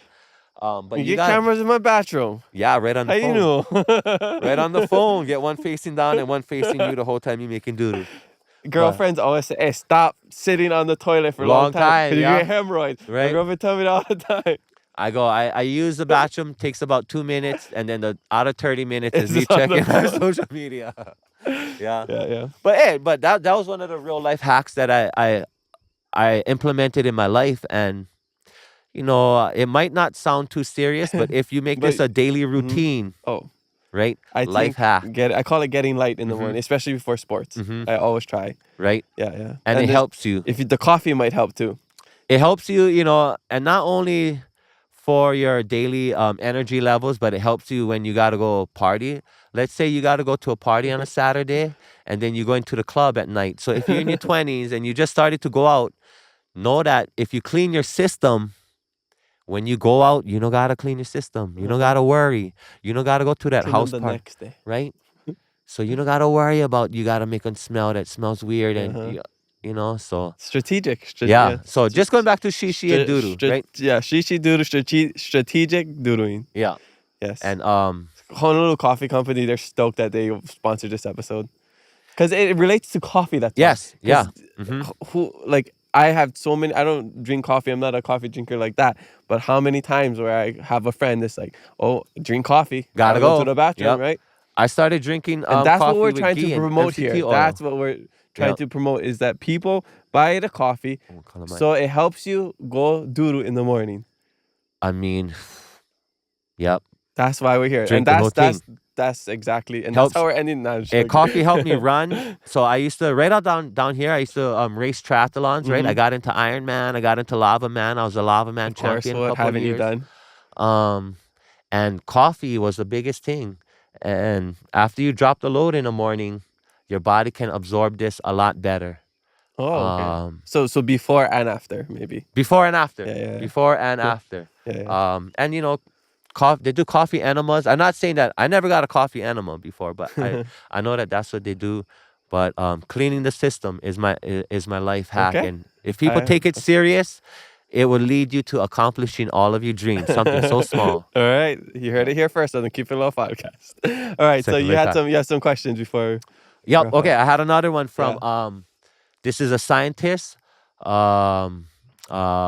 Jordan Lerma. I don't know if he's a PhD biologist. Jordan Lerma. He wanted to know, how did you get the metaverse? Hawaiiverse. Yeah, sorry. I think you know something else. Meta question. How did you get the Hawaiiverse started? And what are some tips for people who are like me, scientists, starting to these scientists, they want to get their message out there. They want to like, hey, the mosquitoes is ruining the whatevers, and connect with us a little bit more. So how did you get the Hawaiiverse started, and what is 2 tips you can give to spreading your message? Okay, awesome. Well, so if people don't know, I mean, if you've been following me for a long time, after I was doing the Race to 50K, actually towards the end of the Race to 50K, I started Hawaiiverse with some other people from Big Island. Shout out to my Hawaiiverse team, Jared, Callie, and Taylor.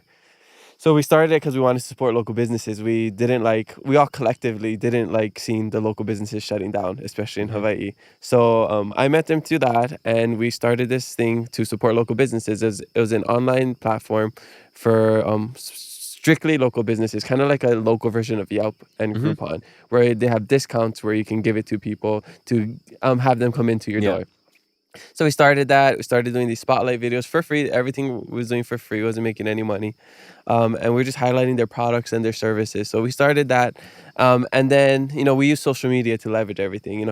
I didn't really have a huge following since then. I think when I was doing Race to 50K and started Hawaiiverse, I only had like maybe 4,000 followers, I think. Yeah. But it was just getting content out there, making content.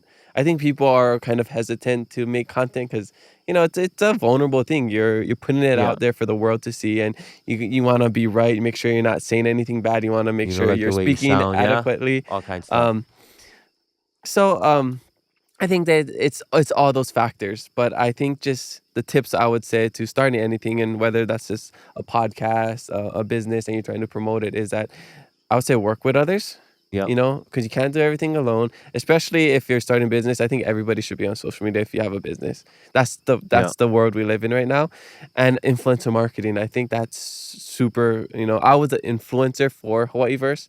I was like the guy promoting everything. So they had a face. They had somebody that could connect with others and be like a representation. So I think, having a face for something and having that person be a good representative for the business, and then just record it, share everything you're doing. It might not catch on in the beginning, but as you're consistent with it. Same with podcasting. Some people podcasting for years before they get a sponsor, before they get paid, before they reach 1,000 followers. But you keep doing it consistently enough, you're gonna get better. The quality is gonna get better, and more people are gonna start to see it. Yeah. So I think it's just consistency in what you're doing and working with others to get the message out there. Yeah. So whether that's collaborations, partnering with people. Did you have like a long-term plan or goals, like 3 years, 5 years? Some people make a 10-year plan, 5 years. For me, I had everything planned out up to the Race to 50K. So when I had that idea, I was like, okay, this is what I'm gonna do. This is how I'm gonna plan. This is the people I'm gonna work with. These are my ideas. So ever since then, it was kind of just like whatever the next most exciting thing was. Is 50K how much the amount of student loans I had to pay? Okay. Because I was like 50K the social media following, or 50K the money? So Race to 50K student loans pay off. Yeah, because that student loan 50K thing is what kind of that's when I started to pay attention to what you're doing, because I'm like, oh, look at him, he paid off his student loans. And that's when I was like, oh wow, the whole marketing influencer thing on social media, paying attention to that. How can I utilize this social media to help eliminate my bills and stuff? And so, that part where you was talking about raising the funds, I was kind of like, wow, I didn't think about doing it that way. Well, yeah, I think attaching what you're doing to a cause is also really important. It's like this local boy from Hilo just trying to pay off his student loan, willing to work, willing to do whatever. Anything, yeah. And so there was a cause. Everybody can relate to student loans. Everybody can relate to, I'm here to like just being a local kid and wanting to, fulfill a goal. So I think that's what got people behind the idea. And same with Hawaiiverse. People love supporting local. Yeah. People love discounts. So you combine them together in Hawaiiverse. Yeah. Same with the podcast, all that stuff we talk about is, people like me, they want to know about the things that we're talking about. They want to know about sovereignty. They want to know about Hawaiian language. They want to know about kuleana. And they want to know if, is it okay if we're Hawaiian, but we don't live here? Is it okay if we have a Hawaiian lifestyle, but we're not Hawaiian? It's all of those things. So I think trying to relate to people and touch a cause and all those things go into it. Shoot, I don't know if you have more questions. I just... coming up with ideas, because I used to work at 76 gas station, and I learned the economics of what a gas station is, and then I saw you partner with Texaco. Yeah, and the only locally operated gas station in Hawaii, by the way, people. Texaco. Yeah. And if you guys hate on them sponsoring us, do you ride a horse or you drive a car? Because we all need gas. Yeah, we all need gas. And after this last couple of years, Jordan, just let us know when we have to stop recording. It's too dark. Okay. Okay, Sorry, yep. go ahead. And you can even take this out of the soundbite. For Texaco, I believe in gas. As a scientist, I ordered a Tesla truck. The weight distribution on the truck isn't good enough for me, so I got to figure out what to do with that down payments.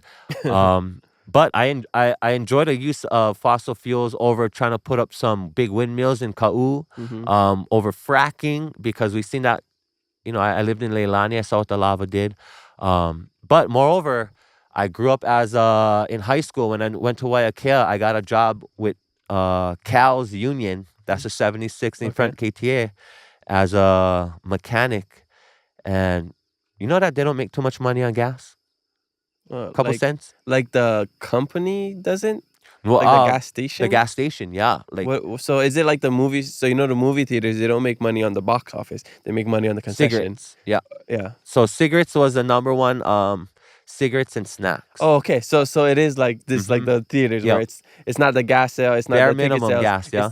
it's the food, it's the concession stuff. I mean, they make some income off of the gas. Yeah, but like a little bit, not Not the 3.5, times whatever the merch you're selling is, right? They make maybe 3 cents out of that gallon, and that's why you get the fluctuations of a couple of cents only. But I never realized that about gas stations until I was helping at the register, and I was, hey, what is this? And I go, wow, you guys don't make too much money on gas. And I was trying to help them understand how to make more profits as a mechanic, because selling gas isn't, it's not that big of a profit, but everything else is. So when I saw you sponsored by a gas station, I'm like, promote gas. We don't need solar panels in the middle of the ocean, right? We don't need windmills in the middle of the channel. Just use oil.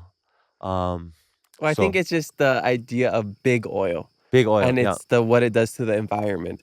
But I think, again, it comes down to research and education. Not everybody does that, where even like going electric isn't the best either. Hey, it's not the best. Getting rid of the batteries alone, causes a lot of damage to the earth. And like, there's just a lot of things that people really don't understand. And obviously I've learned from like other podcasts and doing research and talking with people, but people just kind of jump to conclusions like, oh, if you get sponsored by a gas station, you must hate the environment. No. Yeah. When I tell people I like gas, I like fossil fuels, they get mad. And I'm like, bro, you don't even know that the heavier electric battery cars is putting more brake dust in the air, and all of you guys getting more cancer now because of the brake pads. Because the truck weighs heavier, or even like the batteries in your car makes it 3 times the weight. So now when you're going around the curb, the guardrail that you can hit and survive, now you're going straight off and the guardrail gets ripped out. So I drive a hybrid. So I'm right in the middle, as I am with politics. but again, if you guys send us some Teslas, we'll happily drive it full time, right? Elon, send this guy to space, send us some Teslas, we good. Yeah. So especially here in Hawaii. Yeah, totally. All right, so as we wrap up the podcast, I think it's looking like we're running out of time. I want to know, what is one thing you wish people knew about you that they don't? Something you think like they misunderstand about you? Maybe when they see me, they think that I'm really confident. Growing up, they look at me go hard. They see things that I'm doing, and they think that I'm confident, that I might be successful. I'm really more curious than confident. I am 100% afraid. I have all daughters, and so at home I get into this battle with the girls about, just because I'm a guy doesn't mean I walk around any more brave than you guys. When I see a scary guy on the street, I feel super intimidated, just like you. And that's how we all feel, right? Just because people are leaders doesn't mean they're not afraid. And when I get looked at sometimes because of my experience in life with the military, with combat, with leadership, people think that I'm just really confident and I'm not afraid. But it's really the opposite that drives me. I don't know how confident I am. I'm motivated, but I'm so afraid to fail that it makes me push harder. I'm so afraid to let my family down that I work harder. I'm so afraid that I'm doing this for no reason that I try and give it a purpose. And so it's when you look at me, I'm trying to make people reflect on themselves. Like, hey, you might think I'm rough, I'm combat veteran, I wear all of these Get cool some gear, right? facial hair. The facial hair scrunchy. I'm a man, I swear. What they call it nowadays, a masculine toxicity. Oh, I don't even know. Something like that. Toxic masculinity. Toxic masculinity. This is for your cousin. Toxic masculinity. Yeah, I don't know. So just know that when you look at me, I'm 100% curious, and I just want to live the life that my parents made me for, and I'm afraid to fail at that. I'm afraid to let Akua down, and I'm afraid to let you down, and you down, and you down, and everybody else down out there. Because overall, the world is a small place. Humans, we all live on this planet. We all need each other. We really do, 100%. And so, love people, be confident, be afraid, but don't stop. Be curious. It's okay to be afraid. It's okay to not know. It's not okay to stop. And so that's my main thing about me. When you see me, know that I'm just like you. I get scared. I'm intimidated, but I'm so curious that I don't stop. Nice. I know. Same. I get afraid. I just don't let that stop me. Yeah. So that's a great life advice as well.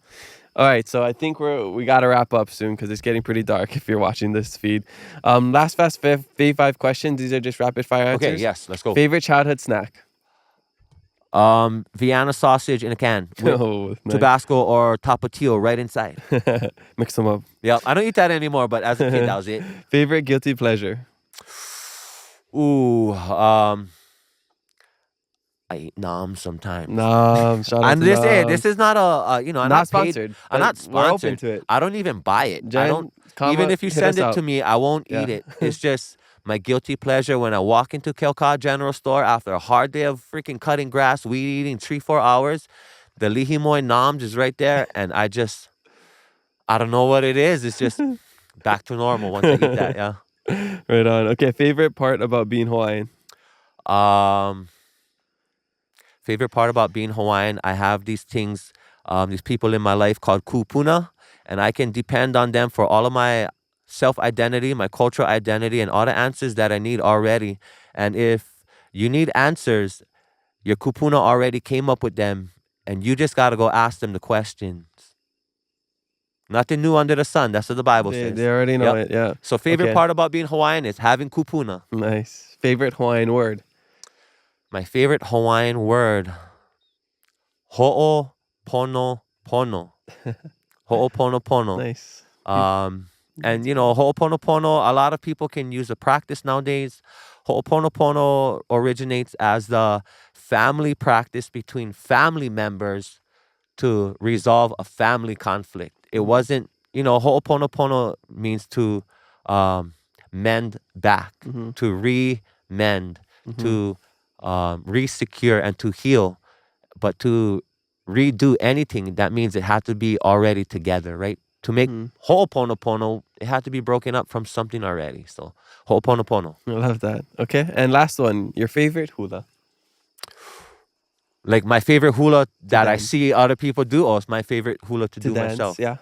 Ooh, there was this. I'm not into this modern. Like if you ask me about awana, the modern hula, I'm kind of like, still ano and heva about the starting of awana. But there's this melee that my halau did for Mary Monarch 95 called Nanea Ko Maka. And it really introduced me into the rascal parts about being a Hawaiian man, yeah? Nanea Ko Maka Ikale Alea. And that's just a real poetic... Little kolohe song. Right? It's so kolohe. It's just, your eyes excite me with pleasure. Or, Nanea Ko Maka Ikale Alea. Yeah. And it's that song is a real sexual song.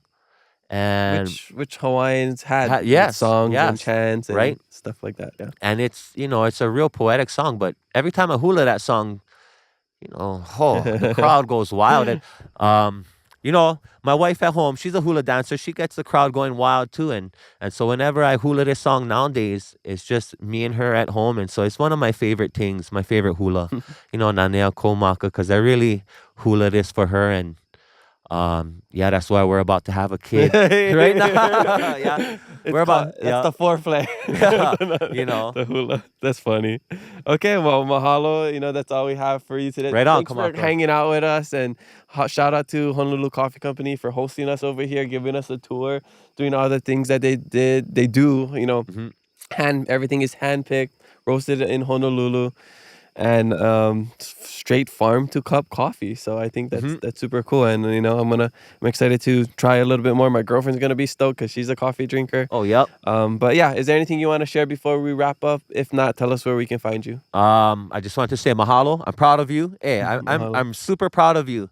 From going, you know, Navahi, Kulakaya Puni, small town in Hilo, joining the Corps, going around the world, helping other people who, you know, I don't know if you taught English or school. English, yeah. Okay, see, and you're just teaching people to communicate with us, right? Because when I go to Japan, you know what language I talk to them in? English. And so sometimes, even though the English part, I just mahalo for this. I'm really proud of you. I'm proud of all the Hawaiians who come out of our history and are able to rise and make a business and participate in the American dream, right? Even though we were born into this system, I love the fact that we can participate in the American dream, and it gives us all of these opportunities to connect. And so thank you very much. Thank you to the coffee company. I'm going to enjoy this. But you guys can find me on social media, Leomana T on all platforms. I don't try and change my name.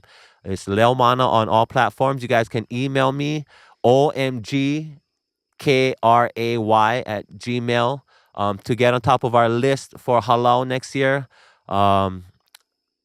It's really important to me that I dedicate a lot of my energy and effort towards starting this halau because of our people are around the world, and I just want them to connect. So if you are a part of the diaspora, or if you're here in Hilo or around the world anywhere, and you're not Hawaiian, message me. Reach out to me. This is not a Hawaiians only thing. This is a teaching you to value your own life thing, and where to find the ho'ailona, the signs and signals. But you guys can reach me, Leomana, on all platforms, and omgkray@gmail. Yeah, and you know, visit our home. Look at this place. It's amazing. You can hear the koki frogs. This might be the first podcast where you can hear koki frogs. I never know Kona had koki frogs. Yeah, I thought it was only in crazy. Hilo. I know. Right? It's awesome. It doesn't bother me. Why Manalo, Kamaka brought it back. You know, they're from Puerto Rico. Oh, Kamaka brought it here. My roommate when I was in Spain, he's from Puerto Rico, so he brought it. Hey, Puerto Rico. I love you guys, Puerto Rico. I heard about you guys on the news recently. Right on. Well, mahalo, Leomana, for joining us on the Keep It Aloha podcast. Spread love, be kind to one another, and mahalo for listening to us today. We have new episodes every Thursday, so make sure you follow us and leave a review. I'm your host, Kamaka, and remember to always keep it aloha.